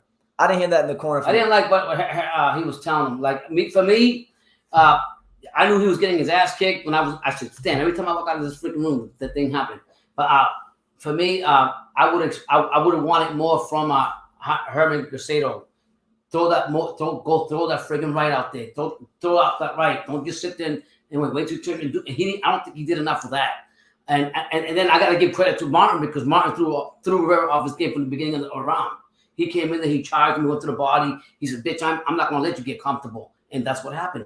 He didn't let him comfortable, caught him the way he caught him, and then that was it. You gave all that confidence to Martin. Martin fought a great fight. Shout out to him, Spence, and Derrick James. They did. And I was reading everything. Most people were favoring friggin', I thought it was even, but a lot of people said that don't sleep on Martin's power. And when I heard Brendan scream, I said, oh, shit. But life is about learning, adjusting, making changes. And if this coach took you this far, but it's not taking you no more further, then you have to go somewhere else. You got to be willing to take constructive criticism. Is Muhammad Ali willing to take constructive criticism? The lookalike. We'll see. I would like to talk to Herman and ask, when you signed the contract for the Frank Martin fight, what was the actual game plan to beat him? Because if I could see what I saw, and my guys at the Insta podcast even pointed out some of Michel Rivera's flaws. Mm-hmm. Why on God's green earth? Were they both going for Martin? Who? When you went to the podcast, those two guys? they pointed out what Michel Rivera's weaknesses were. But they never mentioned who they're going for. No, they picked Rivera. At that time, on that particular day, because I hadn't done my film study. No, you did, but I'm saying about them. No, but I'm saying at that time, I hadn't done my film study, so my prediction was a close fight. I thought Rivera would get the nod because I thought the jab. But then yesterday, when I sat down to I was like, oh man. I said, oh you no. did tell me I'm gonna have to do you like Pops. I'm not gonna tell you. Here's a question, but I got a question for you. So my man Rocky says, I think Frank Martin beats Gervonta Davis. What do you think about Frank Martin versus Gervonta Davis? That'd be a great fight. We'd have to see that fight because Davis got pop. Davis is quick. Davis he's quick and everything. So and he's the same. I think he's athletic just like Martin. And that'd be a good fight. Everyone's saying that Michel Rivera wasn't urgent. He wasn't that. He didn't fight any differently tonight than he fought against Matias Romero, Joseph Adorno, Fidel Maldonado. Go back. I challenge anybody. Go back. If you heard the trainer's instructions to the whole fight, you kept telling him to establish that jab. That's fine. You can't continue doing the same thing over and over. You know, we got Alex. But Alex says we know. No, we in a fight. Go for the knockout. Herman said from the 7th round on. Yeah, after he should be telling him before. You know, he didn't do, like he should. He didn't make me correct. He didn't do that. I'm not going to say that Rivera didn't have enough energy because, to be honest, Rivera fights his way all the time. I said after the 3rd round, I said, this guy Martin's going to time him. Didn't I tell you that? Mm-hmm. He's going to freaking time him because he keeps doing the same thing. Is Frank in the top 10? I just feel like they was watching Rivera, you know. Yeah, he's in the lower part of the top 10. Maybe like in some of the sanctioning bodies, he's top 10. Some he's lower, top 15. But his name's been in the mix. He's one of these quiet guys. He don't talk a whole lot. He's the silent killer that we don't know nothing about. My man, a lot of you guys think Frank Martin's being Tank, so it looks like they're gonna try to make Frank Martin. I'm gonna tell you this: the real question you need to ask is can Frank Martin beat Ryan Garcia? Because I'm gonna tell you this: if Tank and Ryan fight, Tank ain't beating Ryan Garcia. So you better change your question. Listen, I've been riding with Ryan Garcia. I don't care what he does, what he's doing, whatever. I'm riding with Ryan Garcia. No. And I'm gonna tell you why. I ride Tank has had all this time to get better, to do this, to do that, blah, blah, blah. But I just think what Garcia. But I will say this though. What I will say about Ryan is this: he actually has some similar problems. Believe it or not, this style match is actually very similar to Tank versus Ryan. Mm-hmm. Like Michel Rivera has some of the same problems that Ryan has. The only difference is I think Ryan just has more. I think Ryan's a more skilled fighter. Ryan's more athletic. Yeah. Ryan has that get out of jail free card with that left hook. So he's got more with him. But there are some similarities in that style match. The only difference is you know, I think Ryan's at a higher level than Michel Rivera, and Tank's a more experienced boxer than Frank. For sure. Ooh, that's a really good fight. Who? Frank can fight Isaac Cruz. How about that one? I would love that fight. I would absolutely love that fight. You know, Isaac Cruz, in my opinion, is one of the most overrated fighters in boxing. He's living off of the fact that he had a close fight with Tank and almost beat him. Some people thought he beat him, whatever. And they've been protecting the living hell out of him. This guy that he got his opportunity. I'm talking about Isaac Cruz, and then all of a sudden his head got big. Now he's turning down fights. Like, please. Yeah. You got the American dream. Now go ahead and fight the top of the top. Brother Enoch Israel says, your channel has the right name because Frank Martin just took Michel Rivera to school. He showed him that the ghost still has the power. I absolutely gave him the power of the Holy Ghost lives on. and this was the best channel, right? The best. I mean, this is the best fighter you can find on his resume. Yeah, this was for both of them. For both of them, it was a step up. Because Frank, you look at Frank's resume. He fought Jackson Marinez, who kind of has the similar style to Michel Rivera. Michel had fought like a Darius Miller. He fought Joseph Adorno. You know, honestly, that was when I really started like the Adorno fight. I was like, man, Michel's not improving. Right. He's winning. He's winning. I'm happy, but he's not. Yeah, but the problem is when you listen to trainers too, man, you believe everything they tell you. You can't be like that sometimes. Judging by the WB rankings, they'll most likely put in Martin in with Jezreel Crowless. I'm just gonna say it before the announcer. This Alex, we get a lot of things right. Yeah. Shout out to Alex. Shout out, man. Shout out to Alex. Yeah. Pitbull is a one-trick pony. Oh no, Pitbull has more with him than people give him credit for. But I just think ever since he had that fight with Tank Davis, he's been living off of that. They've been protecting him. They cherry-picked a light-punching 30-pounder at Eduardo Ramirez and moving up to 35. It's just been annoying. Even my dad was buying into that Mexican Mike Tyson bullshit. Yeah, I'll tell you straight up. Let me ask you this, You think Isaac Cruz is gonna be Frank Martin? No, I'm gonna go with Ronnie. He said I'm not making the same mistake. Only because Cruz became like a big headed on a lot of things. He's turning a lot of fights that he shouldn't be turning down. What do you think about when he said to Shakur? He said he got the opportunity to fight Tank. Tank made a name for him and everything. And then okay, I get it. I understand you got your opportunity. Now other fighters come to you, don't want to fight you, and you're saying, I think it was a Shakur or somebody turned down something. He said, "Oh no, we can't fight with Shakur because he moves too far around the ring." He runs. Some shit he said. Come on, he doesn't make an exciting fight for the fans. You came to a country, and he runs around the ring. Yeah, you came to a country where you didn't have shit, and now you got an opportunity because you fought a fighter like Tank, okay, and that opened the door for you. And now you're sitting there making an excuse. You have this privilege to tell fighters no because I can call this. Get the fuck out of here. Well, he does have privilege because he's one of the only fighters in boxing, like at least in America.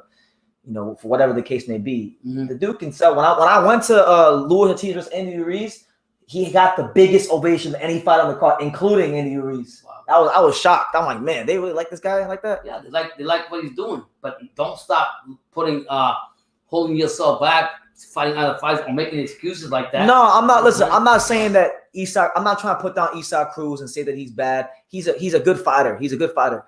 But my issue is that, like, every time he gets a knockout, because it don't happen often, he's not no big puncher like that. Like, he's physically strong, he's heavy-handed, but he's not no knockout artist. But they want to paint the narrative every time he rarely gets a knockout, like he's this Mike Tyson fighter, when it doesn't happen that often. And when it does, it's against extremely inferior opposition. So he's living the dream. He's doing his thing. I just don't think. But I ain't mad at him. Get your money. Entitled, but he's not. If you fought Shakur or whatever. That was what you're supposed to do. That would be a great fight. Frank Martin versus Edwin De Los Santos. Oh hell, that'd be a fight. That's a fight where it's that. See, style wise, that fight's different because De Los Santos, first of all, much heavier handed, bigger puncher than Michel Rivera. He's a guy that it's a southpaw matchup. I would love that fight. Yeah, make it happen. Yeah. If we can't get the fights that Frank wanted, I say that fight. Ryo. I know Ryo lost. People may criticize the fight. I still want to see that fight. I think what fight? Ryo versus Frank Martin. I think Frank Martin will beat him, but I'm just saying I still wouldn't mind seeing that fight affected him a lot, Brendan. I'll be honest with you.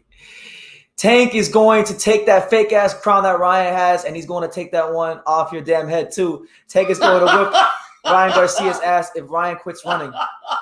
But how can you say he's running? Ryan literally came out and said. And you know what? I know he bullshits a lot, but whenever he talks about Tank, I believe him because that's the only fight I've ever felt he's wanted. He really wants to skip the tune-up fight to fight Tank. That's what he wants to do. The man can do what he wants. I understand what people saying getting the tune-up. But I agree, my boy, Brother Enoch. Brother Enoch's making a great point right here. He says this division is deep. They just need to have a tournament and let them be an undisputed champion. And I agree with that. That's my big criticism, Brother Enoch, is that this division has so much potential, but these guys talk more on social media than they fight. So a lot of times I want to present in this division. I hate this division at 147 because they talk too much and they don't fight. That's my issue. Ryan's a juicer. A lot of them are at the top level. Tank probably is too. Listen, man. I don't know if Frank will ever get a title shot. Top Rank has got all. Yeah, I mean, look, Frank's gonna be a hard guy to get a fight for because Frank, like I said, he's still building his name. Even though he got a big win just now, he's still building his name. He's not like the biggest draw in the division. So is he a El Heyman fighter or is he a Spence fighter? If he stop with that, Spence. It's a tax write-off. He's an Al Heyman guy. He's an Al Heyman fighter. That's all it is. When you hear oh this is Earl Spence, it's a tax write-off. He's an Al Heyman fighter. That's what that means. Listen, when you hear that a fighter is TGB Promotions, Samson Lukowitz, fucking Spence, whatever. That's just code for Al Heyman. Better say cut the bullshit. You talking about Tom Brown, all them guys. That's all Al Heyman. Oh shit. But I would like to see De Los Santos. But listen, guys, I think on that note, I gotta go to bed. Oh, is it really 1:30? Yeah, I'm tired. Holy hell, it's 1:30. Okay. Well, anyway, on that note, guys, I'm gonna wrap this live up. Thank you guys for joining us for both lives today. They were both fun. That was great. This one was really great. This one was a lot better than obviously the first one. But shout out to Frank Marr who did his thing. Michel Rivera, hold your head high. Still a good, still a top 15, I think, guy, top 10, top 15 guy fine in the lightweight division. He just needs to really make some changes, tighten some things up technically. And that was the case before this fight happened, but is now as apparent as ever. So yeah, we'll see what happens with Frank Moore. You guys, you know, keep supporting the channel. Let me see. When's the next fight? We got is that? I don't know what fight's next week, but there will be a live again soon. But you guys take care. God bless. And like I say in every single one of these videos, you can love me or you can hate me. But I'm just kidding, Daniel. So until next time, take care, guys.